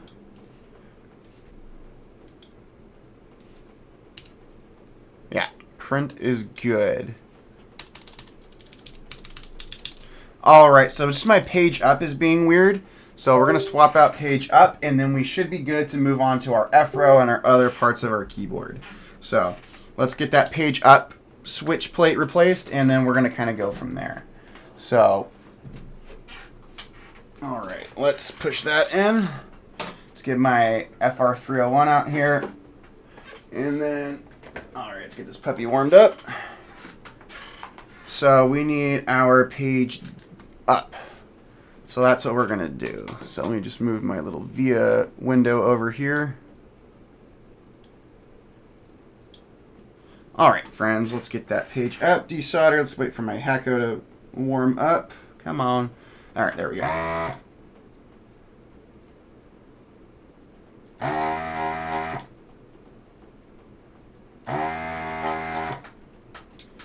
right. Perfect. Awesome. Put that right there. Let's pull out that page up. Let's get my tools. Got nothing to do with Alps builds. You need a lot of specialized tools to work on these boards. So that's why I'm happy to do commission builds for people. So, all right, let's get that. So it's very much my own little art form doing this. All right, cool. Bad switch plate. It's all good. All right, let's push that in. Get my... Oh no, I have a bot in my chat, guys. Look at that. I can get the best viewers on streamboo.com. Look at that. Nah, I'm cool, man. I want to build, if I'm new in the social media space and I want to build my audience legitimately. I want people who actually want to be here to be on my stream. And like I said, I'm here just to have fun. And I'm not here to get big, famous, or make money off social media, guys. I'm just here to have fun, give people information. And if I can help someone learn how to do their own Alps build, I am all for that. So, like, I'm not going to artificially inflate my social media numbers. I'm not doing that. I'm not doing this stream. I don't have to be on stream. I'm doing it because I want to share this information with people. So, yeah, I love it when I get the bots on the chat. I'm like, I'm good. I'm good having growing a small audience over time who legitimately wants to be here. So those of you who are here on stream, thank you so much.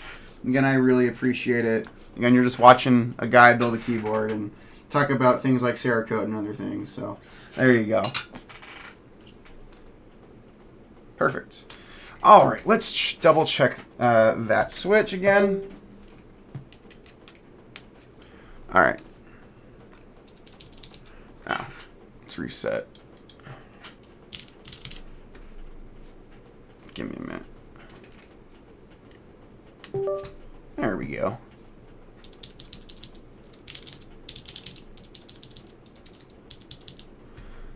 Huh, what the heck? It's really weird.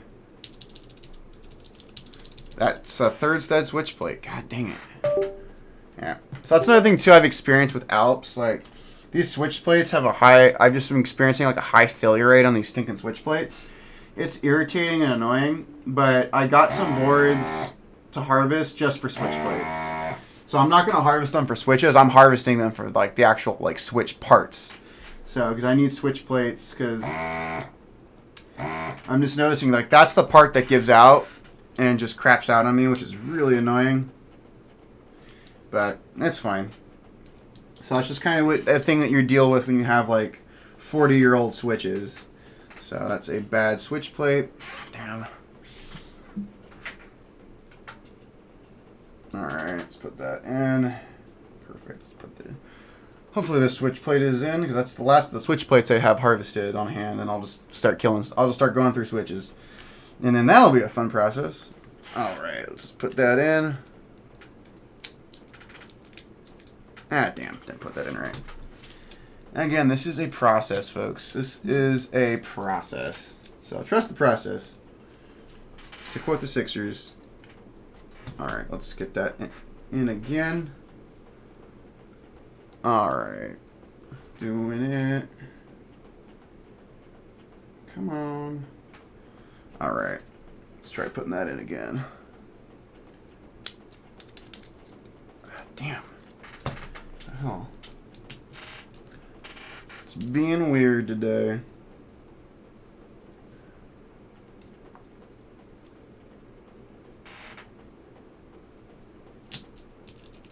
Alright, let's try that. Alright, let's solder that in again. Hopefully this is the third time's a charm, everybody.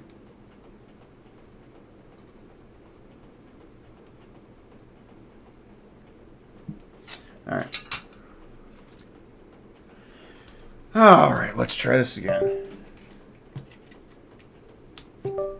Alright. Yay, we got the home cluster. Alright, we're good, everybody. Look at that. Print works. Awesome.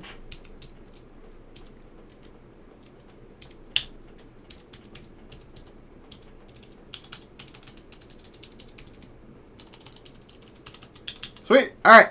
Let's install the rest of the switches, everybody. And then we'll just kind of go through and burn through switches and figure out what switches got to be replaced. So let's put in our F-row numbers and alphas. And we'll go from there. Alright, cool. Alright. So, there we go. Let's put the other tools to the side, everybody. There we go. Cool. So, there we go, friends. Look at that. So, again, a good chunk of the assembly is together, which is really nice. So, we got all of our stabilized caps, which is always a good time. And then we got our home cluster arrows and kind of our sides. So, let's put in other switches, everybody, and we're just going to go from there. So, there we go. So, let's do this. So, let's put in our F row. So, this is an F12 Frog TKL from Geon. And we're putting in orange Alps. This is a really sick build. I'm really excited to finally be able to do this build for this client. We've been communicating for a few weeks, and it's a really nice build. So, all right, we'll get our F row in there. Awesome.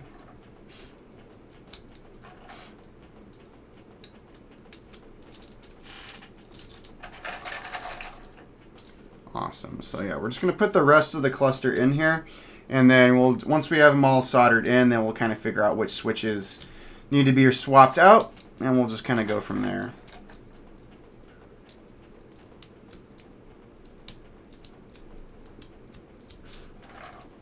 All right. So yeah, these orange Alps also just look awesome. So love me some orange Alps. It's probably one of my favorite switches next to blue Alps. Blue Alps are still my all-time favorite. But I got a set of brown Alps, since whenever I get my brown Alps build together, that may change my opinion on tactiles. But also brown Alps are expensive. They're like $4 to $5 a switch. So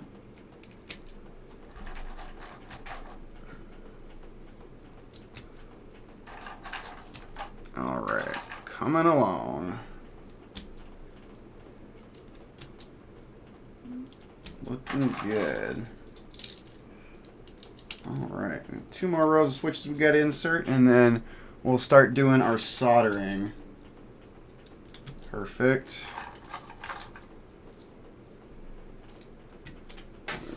Oh, pretty good.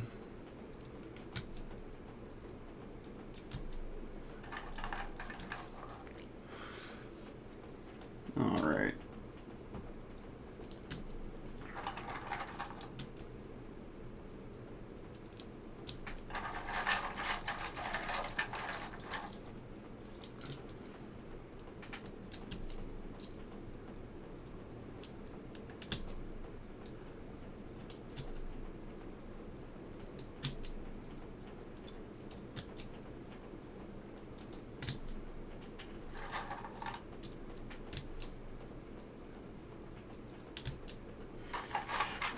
Alright, 2 more switches, and then look at that. That is clean. Everybody look at that. Look at that.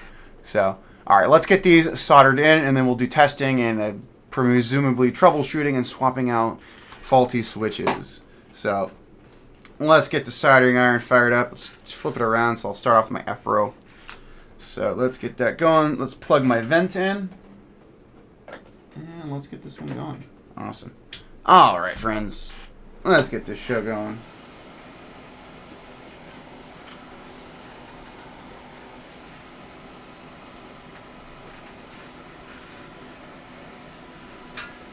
All right, let's clean off my solder tip really quick. Perfect. All right, friends. Let's get this going.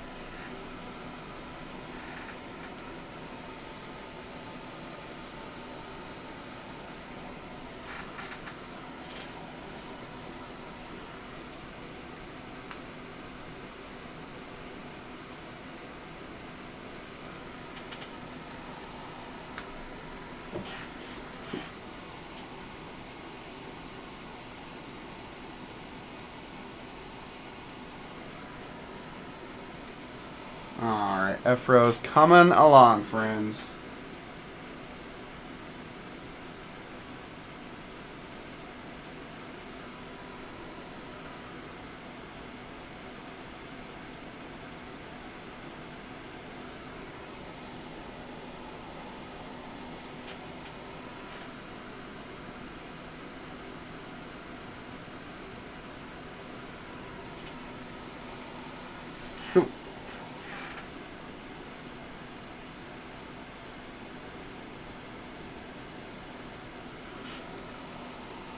Awesome.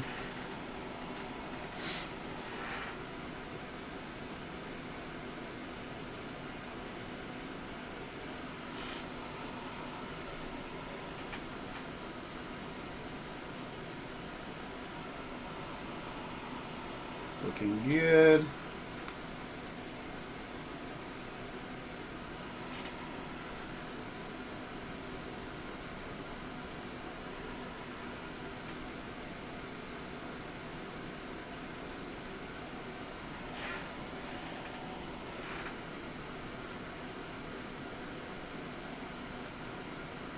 Awesome, awesome.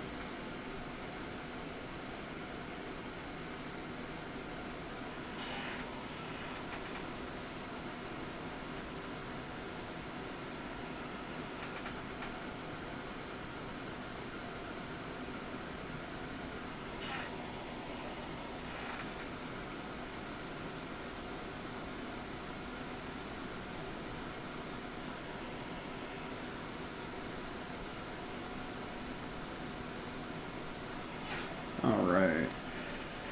Looking good. Almost done with the F-Row.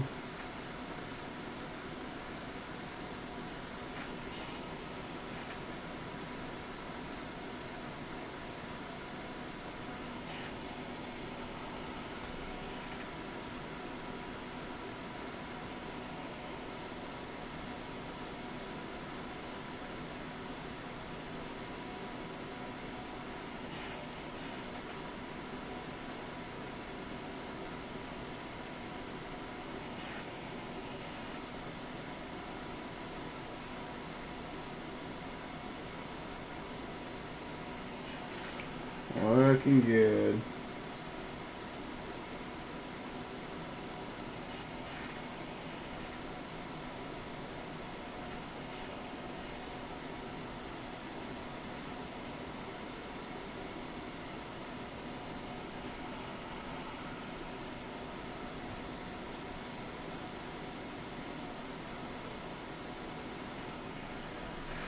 Awesome. I'm just going to test my F-Row really quick, and then we'll move on to our numbers and our alphas and do that one in kind of one big swoop. So, look at that. So we'll test our F-Row really quick. Alright, let's get this plugged in. Perfect. Alright, let's reset my switch tester. Oh. There we go. Alright, give me a second. I go into Vial really quick.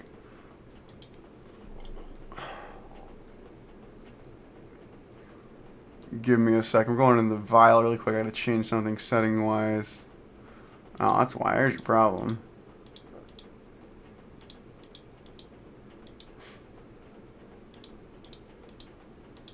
There we go.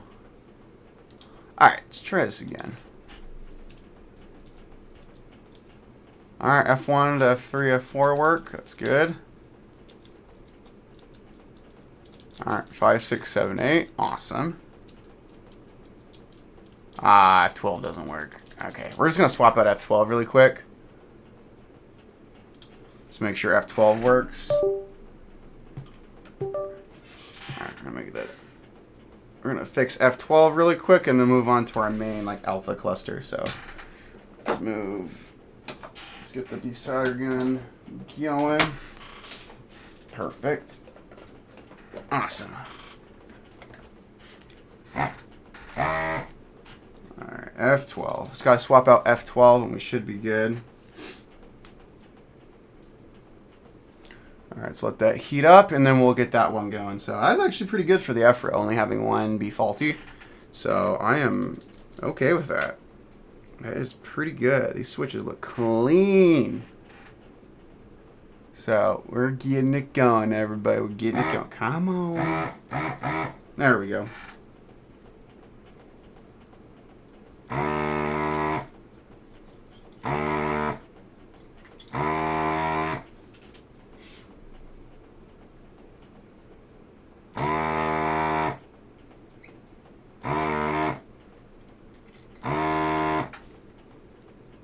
Cool.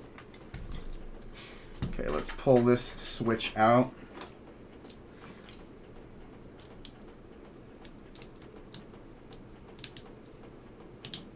Come on. Get in there, my little switch opener. Come on, you can do it. There we go. Cool. Cool, get that switch plate out, and that is a bad switch plate. So, swap that out. We gotta swap it for a new switch. So give me a second.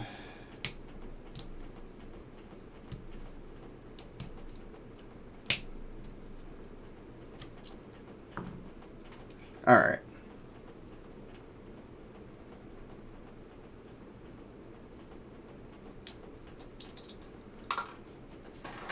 All right, let's put in a new switch, and let's see if that'll work. All right. Let's get that F12 correct.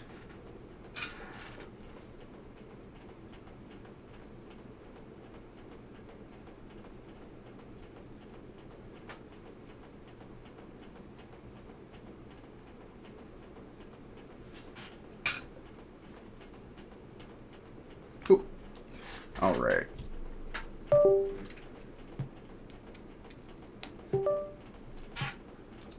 Yeah, F12 works, everybody. So F-row is good.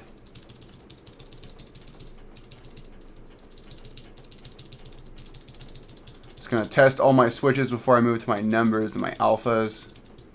Again, I usually double and triple check that keycaps are working good. Windows is good. Spacebar is good. Right alt, left control. Right window.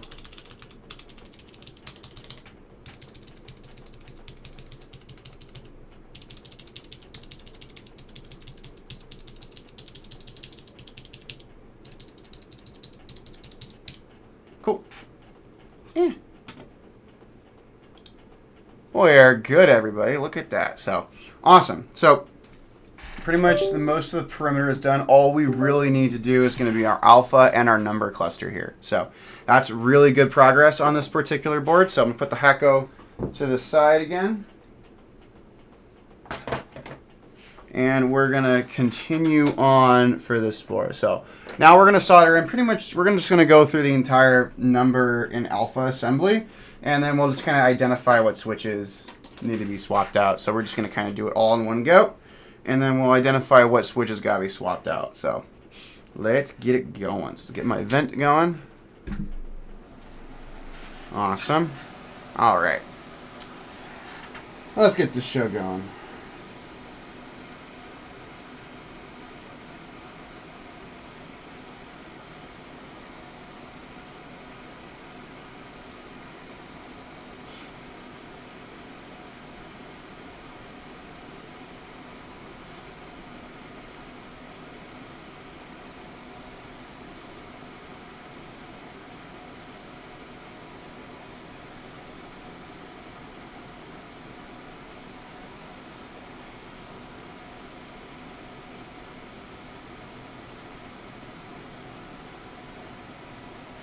Alright, looking good, friends. Making quick work of this alpha and number cluster.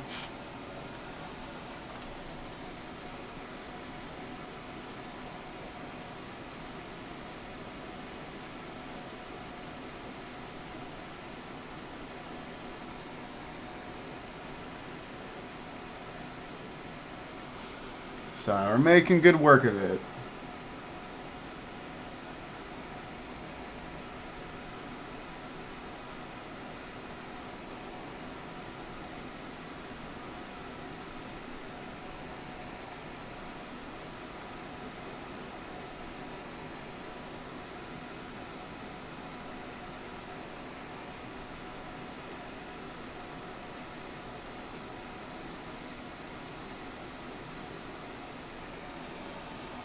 that row is done. It's got 3 more rows, and then we'll kind of go through and do some final testing and switch troubleshooting.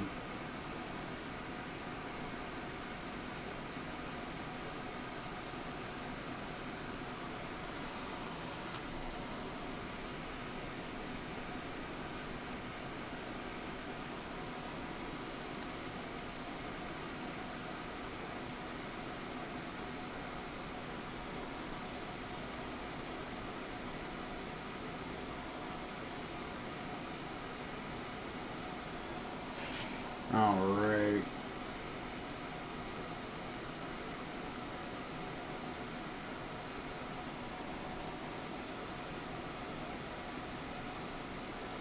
Coming through.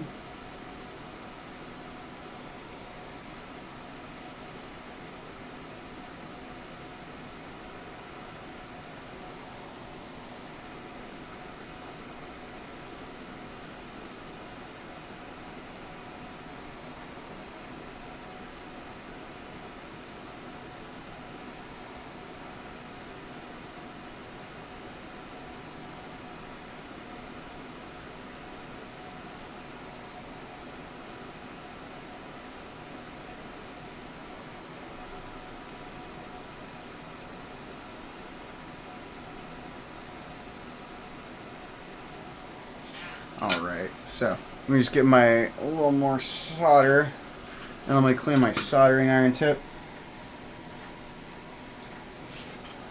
Alright, got 2 more rows, and then we'll start testing our main alpha numbers cluster, and we'll get going.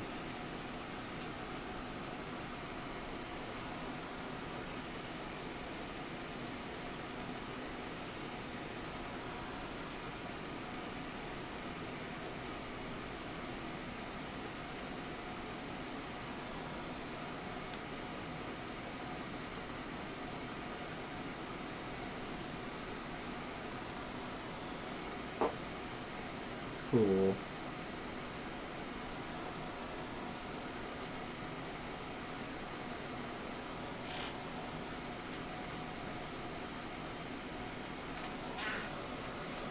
Fun times, everybody.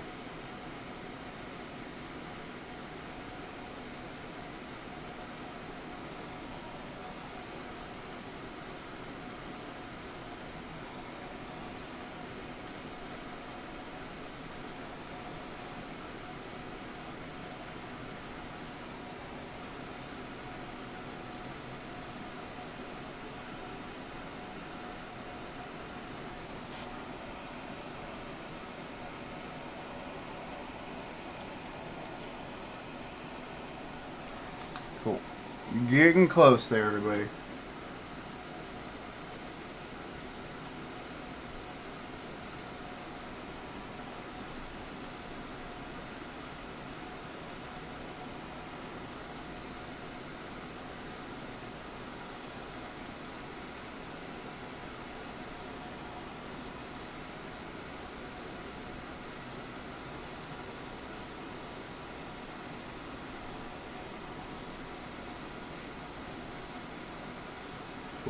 Alright, we got 1 more row. I'm going to flip my PCB around just so it's a little bit easier for me to get to this one. And then we'll start testing these.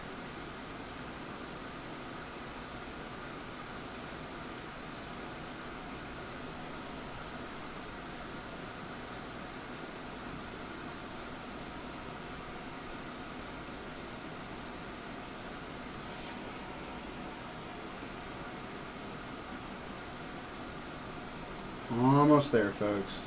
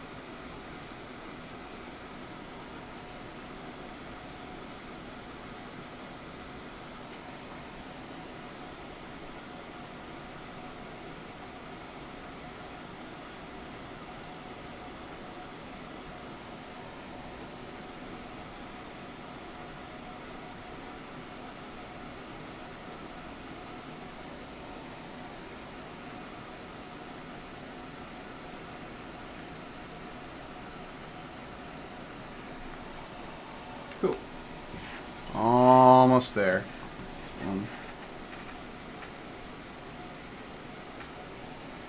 2 more switches, and then we'll see what we gotta replace.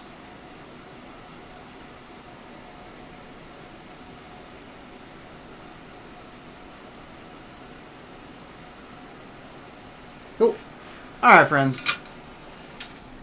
Those are our switches soldered in. Alright. I know we'll see how many switches we actually got to replace, but they're all soldered in for the most part. Look at that. It's pretty sick. So, there we go, friends. So, let's check this out.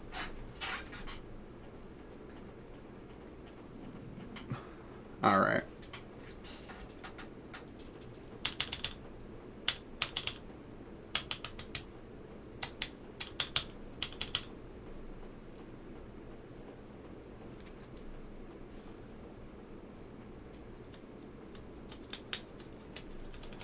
Cool. Alright, let's plug this in. Let's get it going. Alright, there we go, friends. We got our lights on. Let me get my mouse. Alright, we're going to do our numbers. Alright, 4 is not working. Alright. So we have 4, 8, and plus and equals. So good.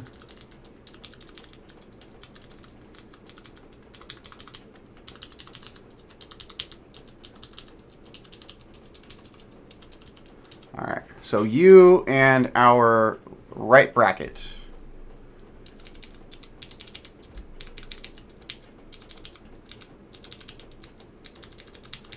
G and H are being weird. K, L. So G, H, K, L, and our quotation.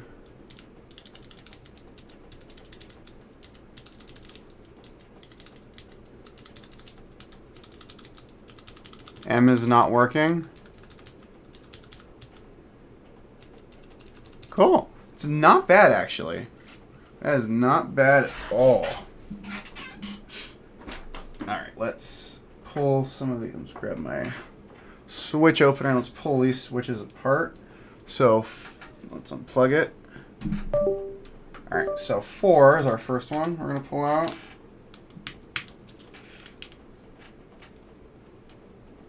Okay, 4. What's our next one? We have 5, 6, 7, and 8. Cool. Okay, we have 8, and then our plus equals.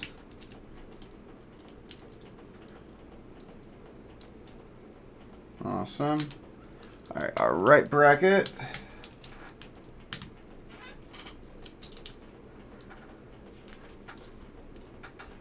Cool. Right bracket, and then we need U. U. Perfect.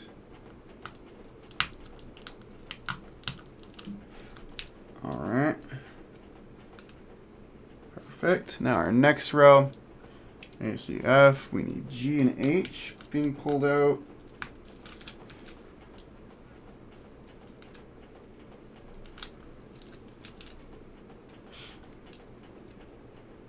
Okay, G and H.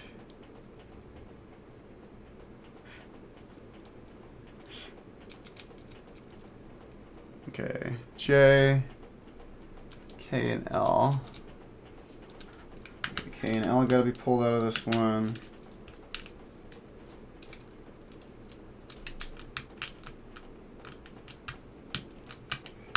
Wait a second. Cool. Dang it.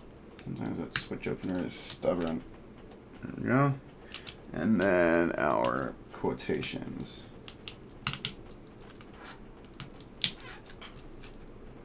Awesome. Perfect. And then our bottom row, it's just the letter M, which is nice. Sweet. All right. So those are our switches that have to be from our alpha cluster. That's not bad. 1, 2, 3, 4, 5, 6, 7, 8, 9, 10, 11. Not bad. So we'll desolder those, and then we'll get those switch plates removed. So that is the part of the process that does take time. I'm actually making good time today on this board, so that's really nice. Alright, let's get this warmed up. And we'll go from there.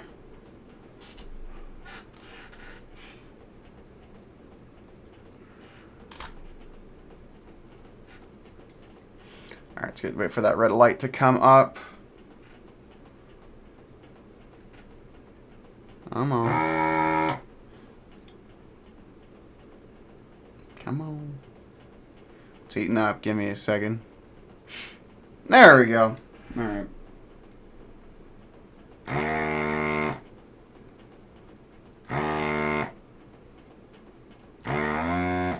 Yep, got a clog. Yep, got a clog. Give me a second, friends.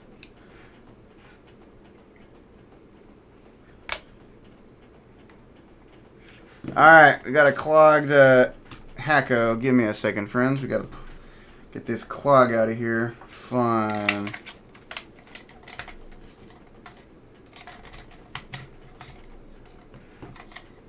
I love it when this tool gets a blockage. Alright, let's pull this out. We gotta repair this tool. There we go. Alright, let's get that blockage out of there.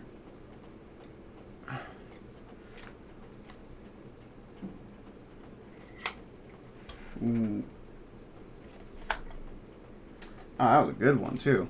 Holy cow.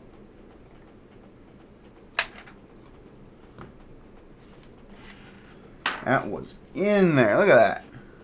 Had a little plug of freaking solder in there. Oh, that's delightful.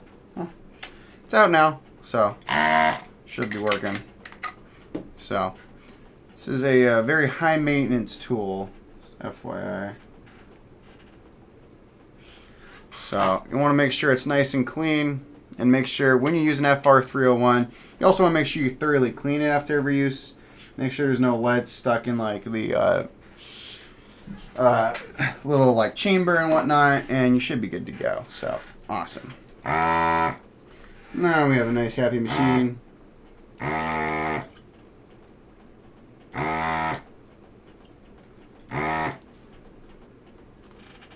Sweet.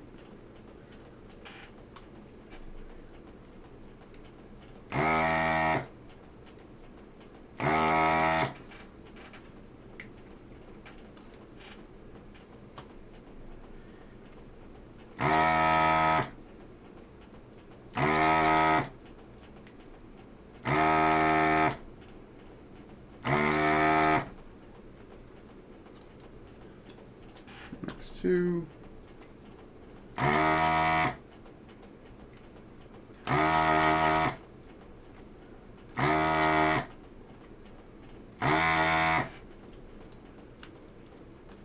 Okay, got those. Let's move up a row.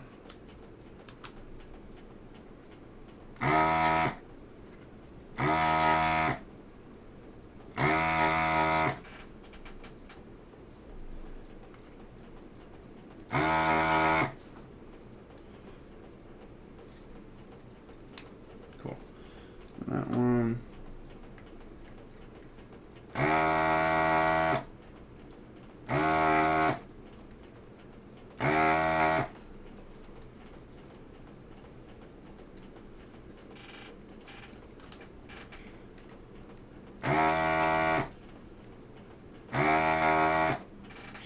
I got that one. Let's go over 3.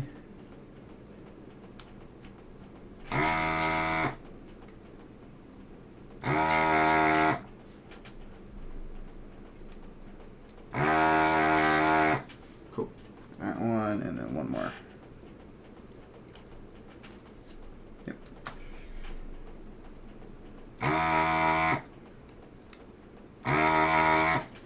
Alright, friends, let's get those out. So we got all these faulty switch plates. There we go. Sweet. Let's pull these dead switch plates out. So these are no bueno. There we go.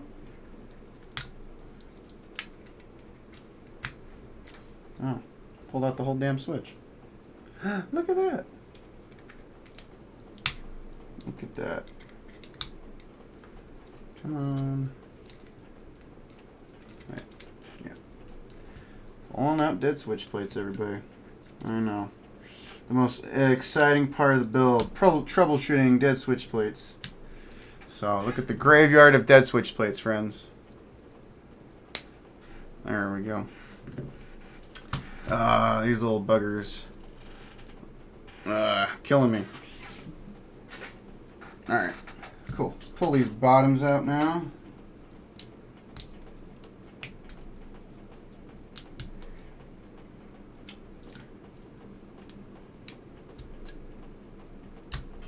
Got those. Cool.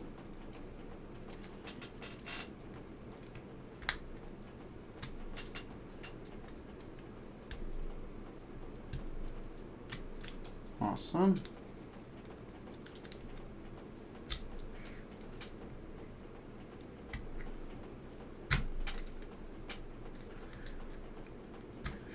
Pulling them out. Perfect. And then this one. Perfect. Alright, let's get some new switches in, everybody. And let's see if these switches are a little bit better. They have better switch plates. Let's see.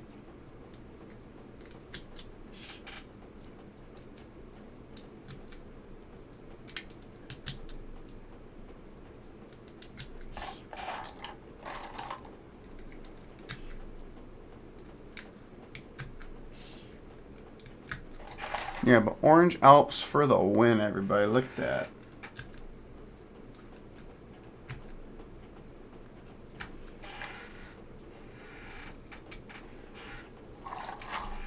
Alright, let's solder these ones in.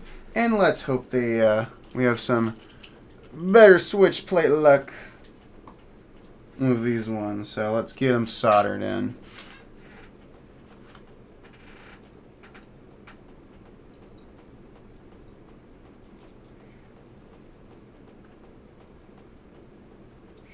Cool.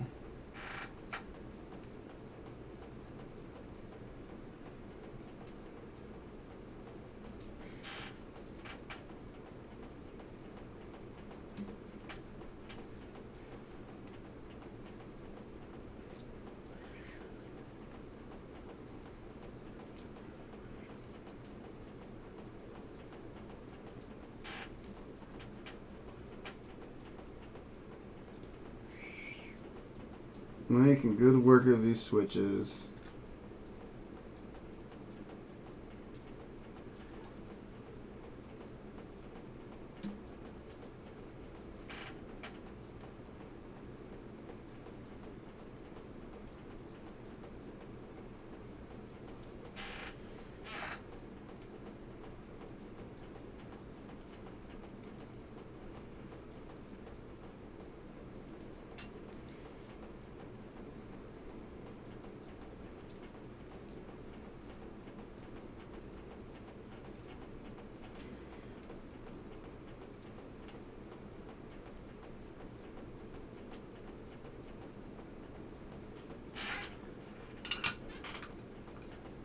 Cool.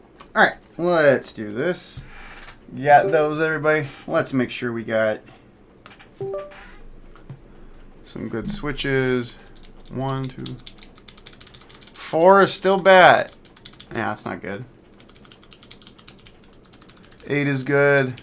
No.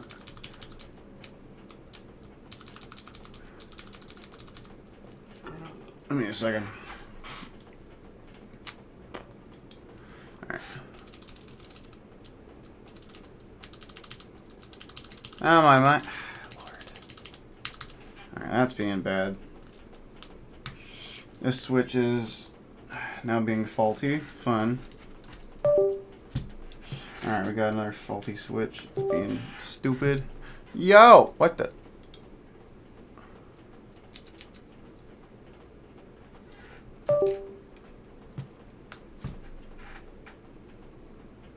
What did I do? Give me a second, everybody.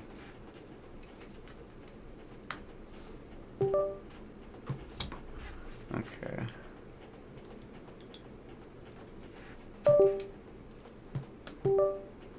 There we go. Okay, zero's working, plus. I want to just check that, it's being weird. Okay, 9, it's not being as responsive as I would like. So that's another one we're going to swap out.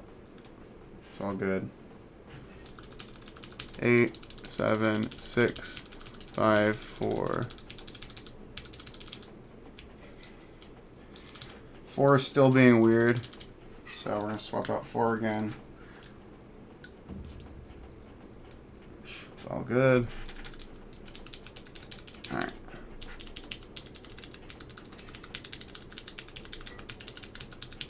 U is good. Bracket is still messed up. Right bracket's still messed up. Interesting.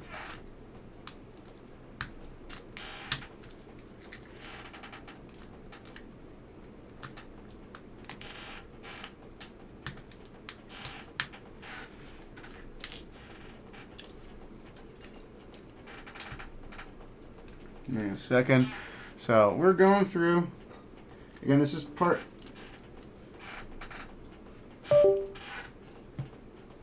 Ah, I didn't solder that one in. Oops. Okay, give me a second. Oops, didn't do that. Well, there's your problem.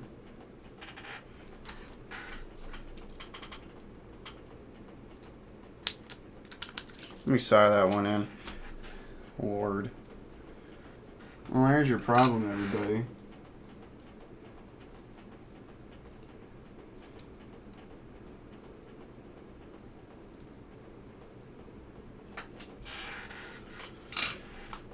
Okay, let's try that again.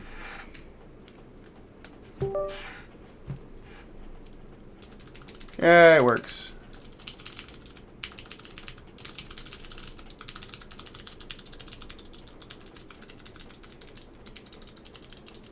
Cool, that one was good.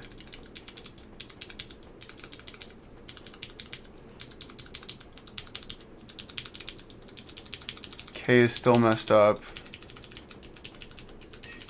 Okay, K is messed up. Good to know.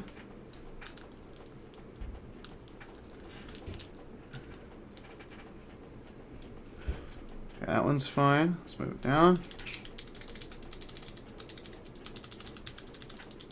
M is good. Alright, just got these 4 switches left. And we should be good. Ow! This is my microphone. Lord, that hurt. It's okay. Alright. Let's get these 4 desoldered and we'll be good to go. I mean, hopefully.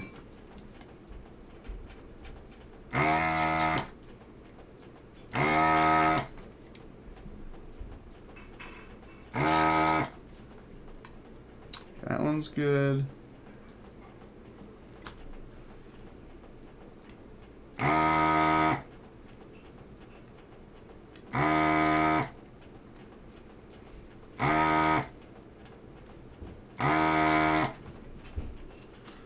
There's that one.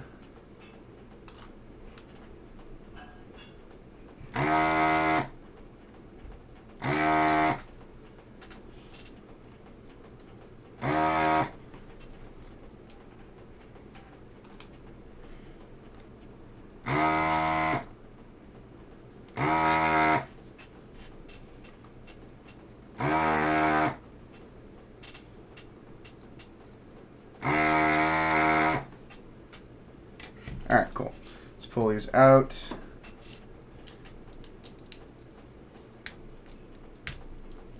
Add switch plates.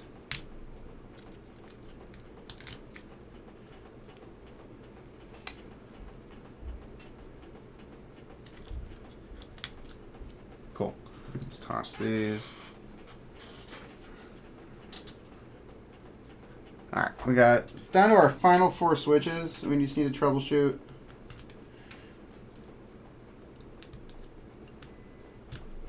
Hopefully we get these ones going good. Alright, let's grab 4 switches. Let's get these soldered in. And we want to make sure this build is 100% good to go for the client. I'm not giving them a faulty board. That's not how I roll. I like having happy clients when I do builds. So, I'm getting there, everybody.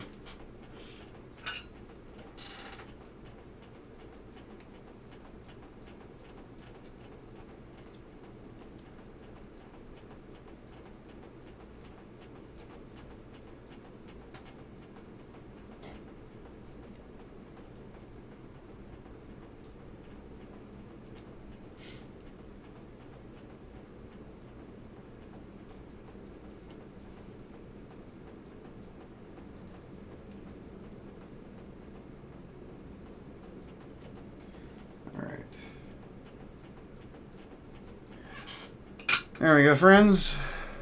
Let's see. Those are our last 4 switches, hopefully. Let's clean off my solder tip really quick. Nice. Alright, let's try these again. 4 is good. Let me just reset this. Okay.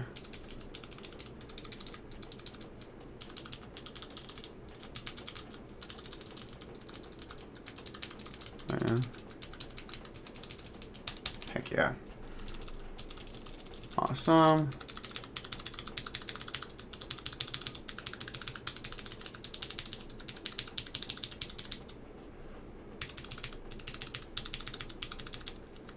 K is still messed up. That is okay, so we'll get that fixed.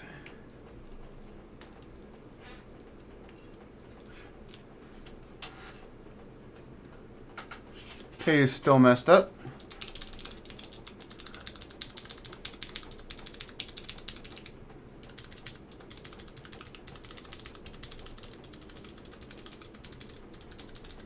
Cool, it's just down to letter K.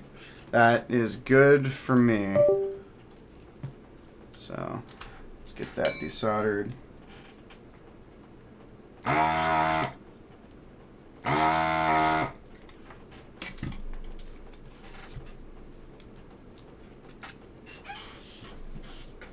Alright.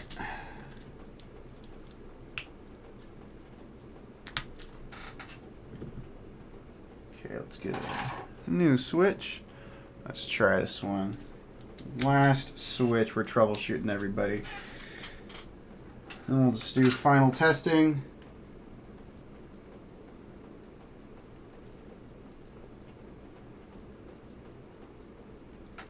Alright. Letter K is being weird. Alright, let's that's a 3rd faulty switch plate. What the hell? Did the diode come off? No, diodes are fine. Alright, another bad switch. God.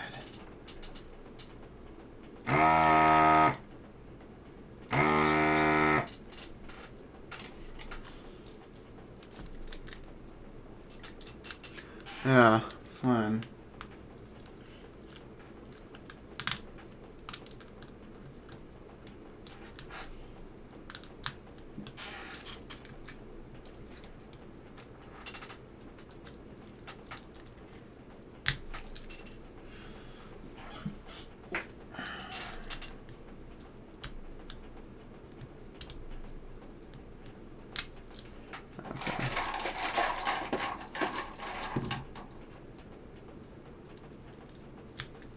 Alright, let's try this one. Lord, this is weird, man.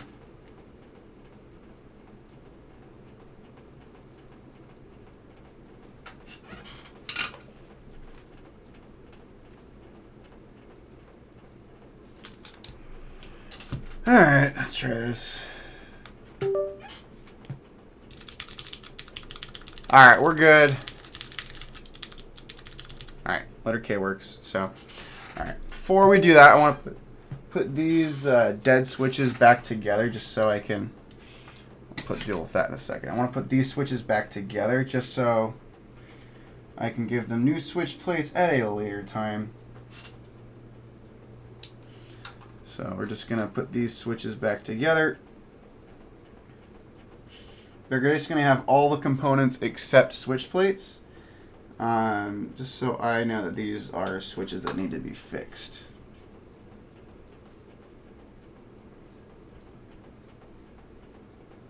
Perfect.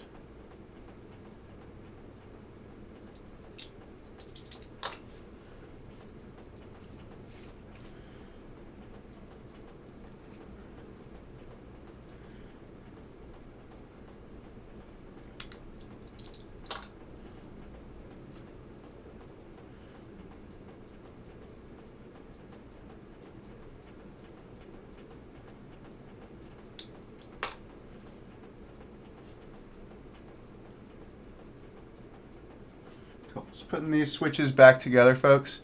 It's just going to, again, I'm going to put these switches to the side, and later on these switches will get brand new switch plates. It's just going to, I'm just doing this just to make my life a little bit easier when I go through switches that need new switch plates, so these switches can eventually be put in builds. So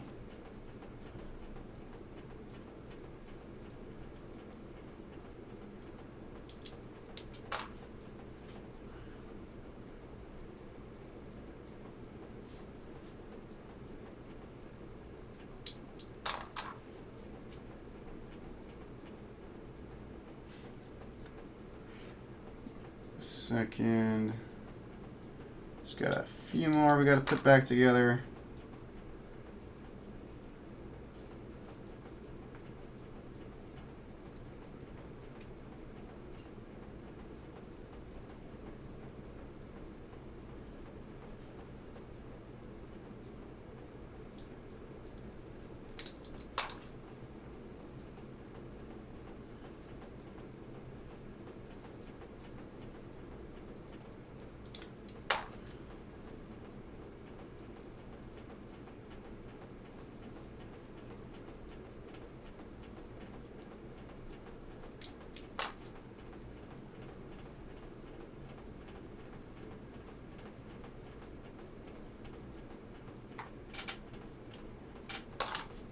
Perfect.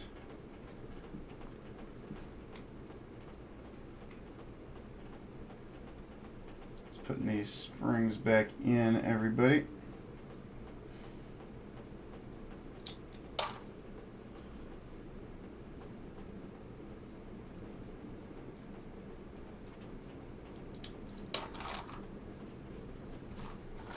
Huh, where'd the spring go? Huh. Oh, I'm missing a spring. Huh. How about that? Huh. Yeah, it's fine. Oh, that one needs to get a new spring. Perfect. Alright, let's put some tools over to the side, folks. Alright. So, give me a second, folks, also, too. Before we I want to put the Hacko away. I do have to clean it. If I don't clean it, if I put it away, it's going to get all kinds of terrible crap. It's just going to be a pain in the butt. So let me just get that. Oh, there's the spring. It's just better to clean the Hacko while I have it out and I have it warmed up. So I'm going to crank this puppy up. While that's going, we're going to clean this out. We're going to clean the little chamber so you kind of can see how I maintain the Hacko. This filter is pretty toast. So, again, if you do get a Hacko FR301, please maintain it. Please clean it thoroughly. Also get replacement parts. It's an expensive tool, unfortunately, but it makes, especially if you're dealing with Alps, you're dealing with solder boards a lot, like I do, this tool is just invaluable, and it makes life like 1,000 times easier. So, we're just getting all this crud cleaned off of it. All this solder we've sucked up. But just clean it off. And then we'll get back to the build. I just want to, this is just a tool. I have to take the time to clean this, or else I'm going to regret it later, and it's even more of a pain in the butt to clean it.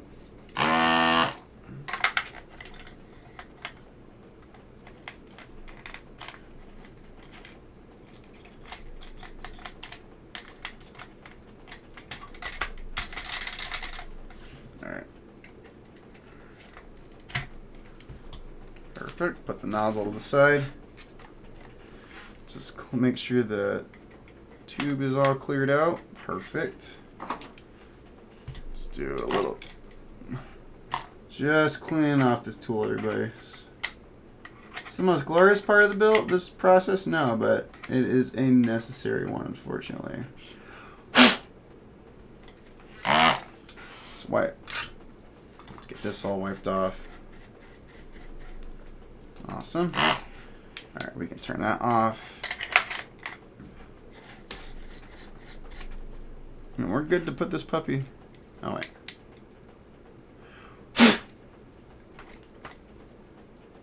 Alright, we're good to put this tool to the side. We're done with our hacko. Put some other tools away for it. Put that back to the side. Let me turn my soldering iron off. Alright, we'll put our little vacuum chamber back together.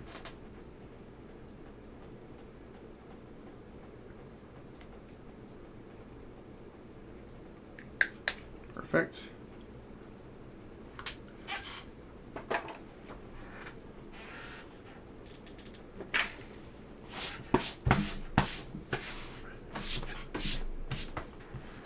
Alright, cool. Alright, let's get that PCB back. We're going to do some more testing. Everything looks pretty good. Perfect, look at that. Let's reset it. We're going to do a bunch of tests in VIA and also Vial. So, PCB is looking good. You can see that Pro Gamer RGB on the back, so that means we're good. But we're going to pretty much go through and we're going to really test these switches. Ah, dang it. Okay, give me a second. Gotta go into Vial really quick. I don't know why it does that. Alright, give me a second, friends. Alright. Why do you do this?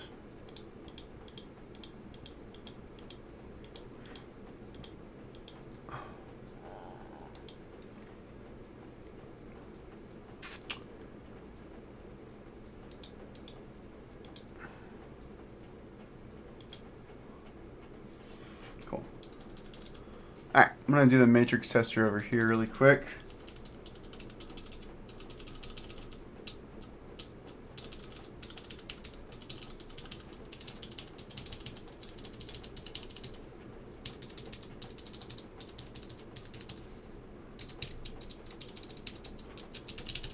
Cool.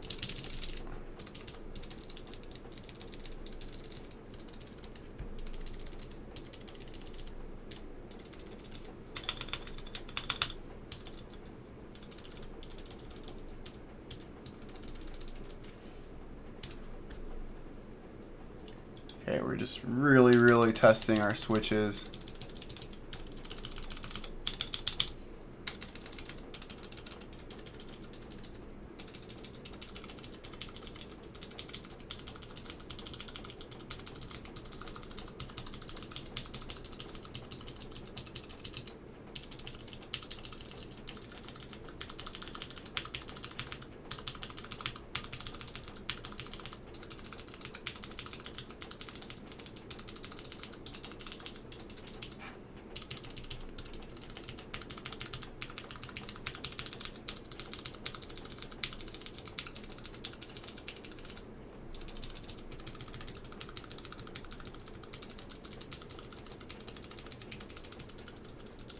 Okay, looks good in Vial. Alright, we're almost there, friends. Let's go. I'm going to go back into VIA because I like their switch tester too. I like to double and triple check that all my switches are looking good, so.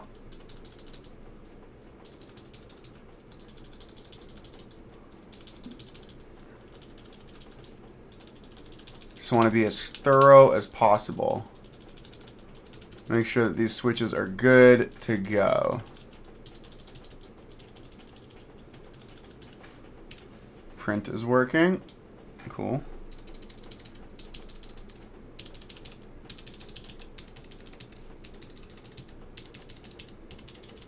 Good.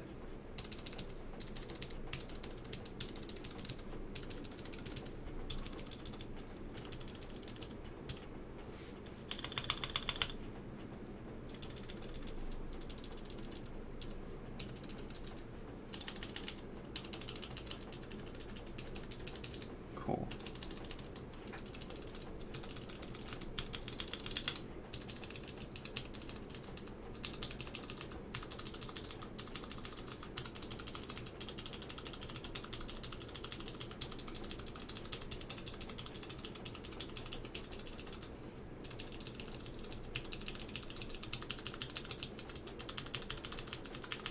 So far, so good. This is just kind of my stress testing of everything, making sure everything is good. That row is good.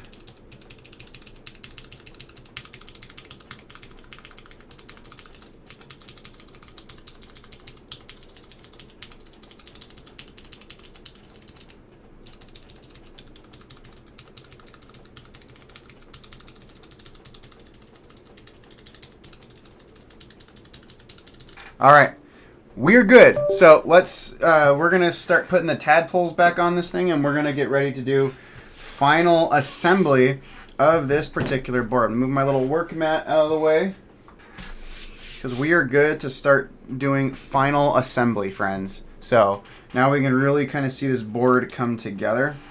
So we're gonna put in, so this is a Geon Works Frog TKL. So it uses what Geon calls a tadpole mount. So we're going to put these in, and then we'll put the actual internal assembly into the case. So, and then once it's in the case, we can do our put our keycaps on, and we'll do a sound test, and then we should be good to get out of here, friends. So we'll be out of here probably the next, I'd say, 10 or 15 minutes. So my friends who have been on the stream tonight, whether you've been here the whole time or you've just tuned in recently, thank you for tuning in. It really helps. Again, I really appreciate it. Again, I'm just a guy who builds keyboards, and we're here to have fun, friends. So you get to kind of see my methodology, my thought process as I work through these builds. And this is a commissioned build. This is not a personal build for me. This is a client commissioned build. So for my client, I'll be shipping this out on Monday. So the client should have it by the end of the week, and they'll be able to enjoy their awesome Orange Frog TKL, which is going to be super awesome choice. So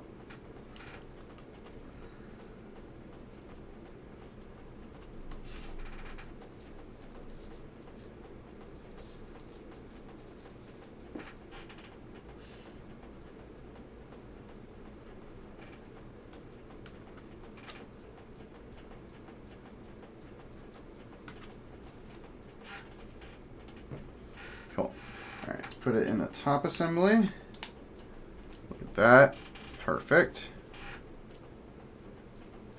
Making sure everything is seated right there. Perfect. Let's get that bottom case. Just do a little wipe down on the bottom, make sure there's no dust or anything inside it. Ow. We're okay. And let's put this on. All right, let's get our screwdriver out. Let's get our little feetsies. And we're almost there, friends. Almost there. So let's put our screws in here. There we go.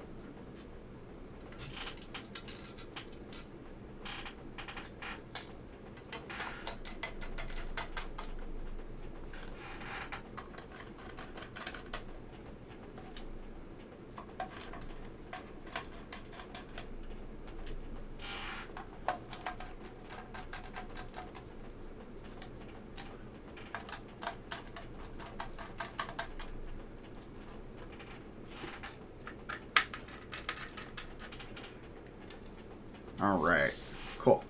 All All right, let's put these bottom feet on, and then we'll kind of get to see the orange Alps in the actual board. So I love that this blue board, blue or purple board, however you see it, comes with these blue feet, which is awesome.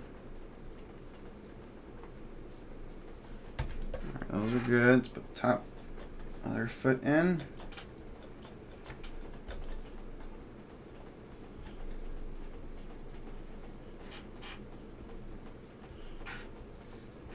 All right, flip this around. Oh man, look at that, friends. That looks sick. That is gorgeous. Look at that aluminum plate, those orange Alps. That is awesome, my friends. So let's start doing keycaps. Let me grab the keycap set. And we're going to start putting our keycaps on. So it's going to be really cool. So I'm going to do my home cluster first and my arrows. And as someone who has their Frog Mini who has some black accent keycaps, I think white on black is the perfect keycap choice for this particular board. It's very good. Looks very good. Very tasteful. So it's nice seeing the keycaps come on here. Perfect. Oh wait, I put page up in the wrong spot. Oops. There we go. It goes right there. Let's put home right there.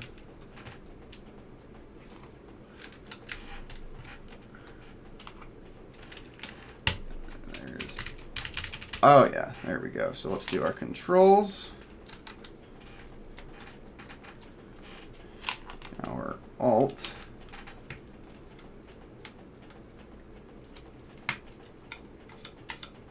And then we're putting our Windows key to, and the client wanted Windows. Look at that. So we're done with that port. This keycap tray. Now we're going to main assembly right here. So let's do our F row. But yeah, this is looking really, really good, friends. So this one came out fantastic. I know, look at that Windows key. Look at that. Oh, look at that. Ah, sounds great too.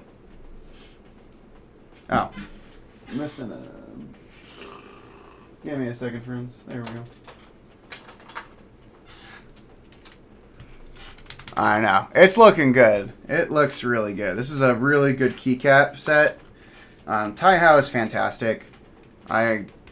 Honestly, for most Alps builds, you can't go wrong with the two Taihao sets, whether it's white on black or Taihao vintage gray or white. Or if you really want to try and track down this Taihao set, this is Taihao blue and black. Really cool set. That's a harder set to track down, unfortunately. But the two most common Taihao sets right now, and they do like rolling sets throughout at different times of the year for other like themes or whatnot for their Alps line. But for the most part, the two more common sets you can get are awesome. I think they're really good quality.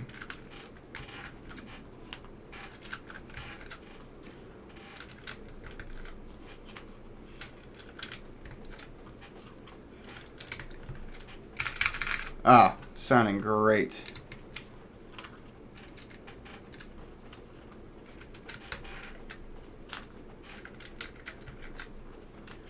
All right. Yeah, we're seeing it come together, friends. Putting all these keycaps on.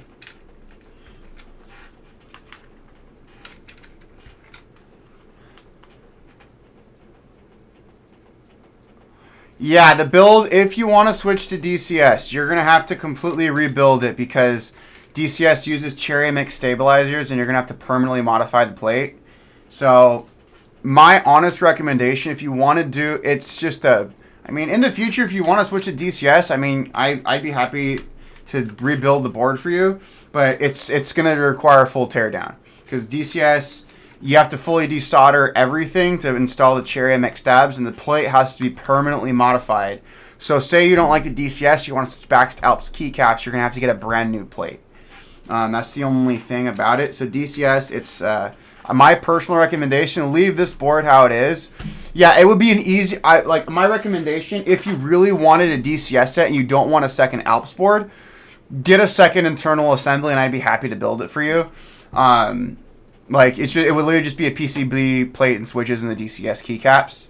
But my recommendation, this internal assembly, leave how it is. Leave it how it is, because it's probably more hassle than it's worth to tear it apart. So, but yeah, this looks super clean. Like the white on Taihao white and black looks fantastic with this blue/purple colorway from Geon.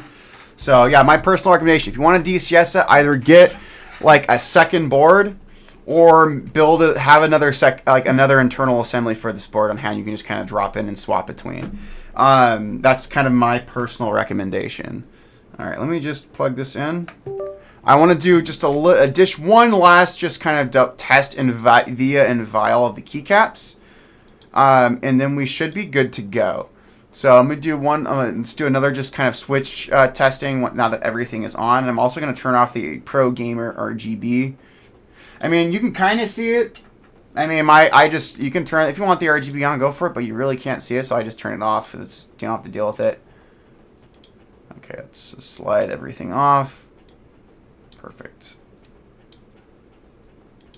Our RGB is turned off. Let's do my matrix tester.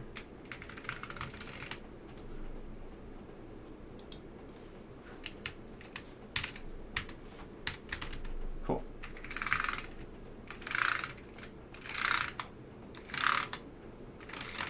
Sweet. All right, everything works in VIA.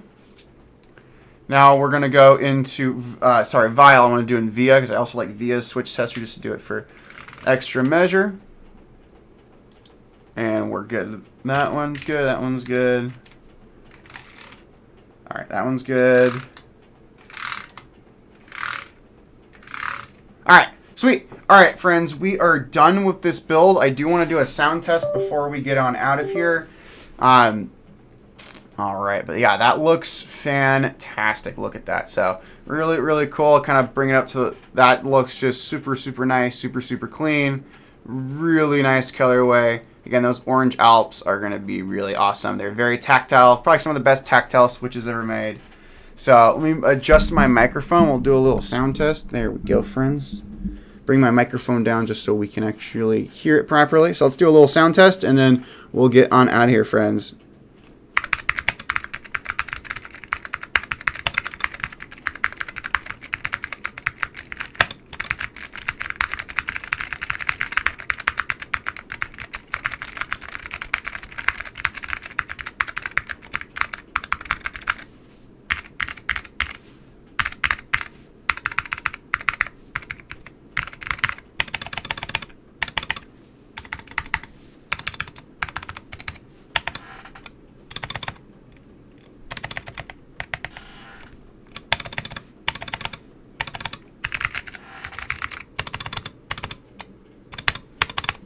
All right, friends, we are good to go. Let me just put my microphone back where I like it.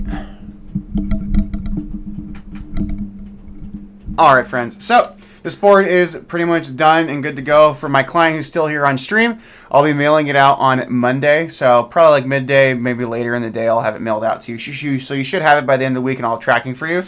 I'll also be doing some proper photographs of this board and putting it on my Instagram page and sharing on Reddit and Discord. So feel free to comment and share it. But yeah, you should have this board probably within the next week or so back in hand. So all right, everybody.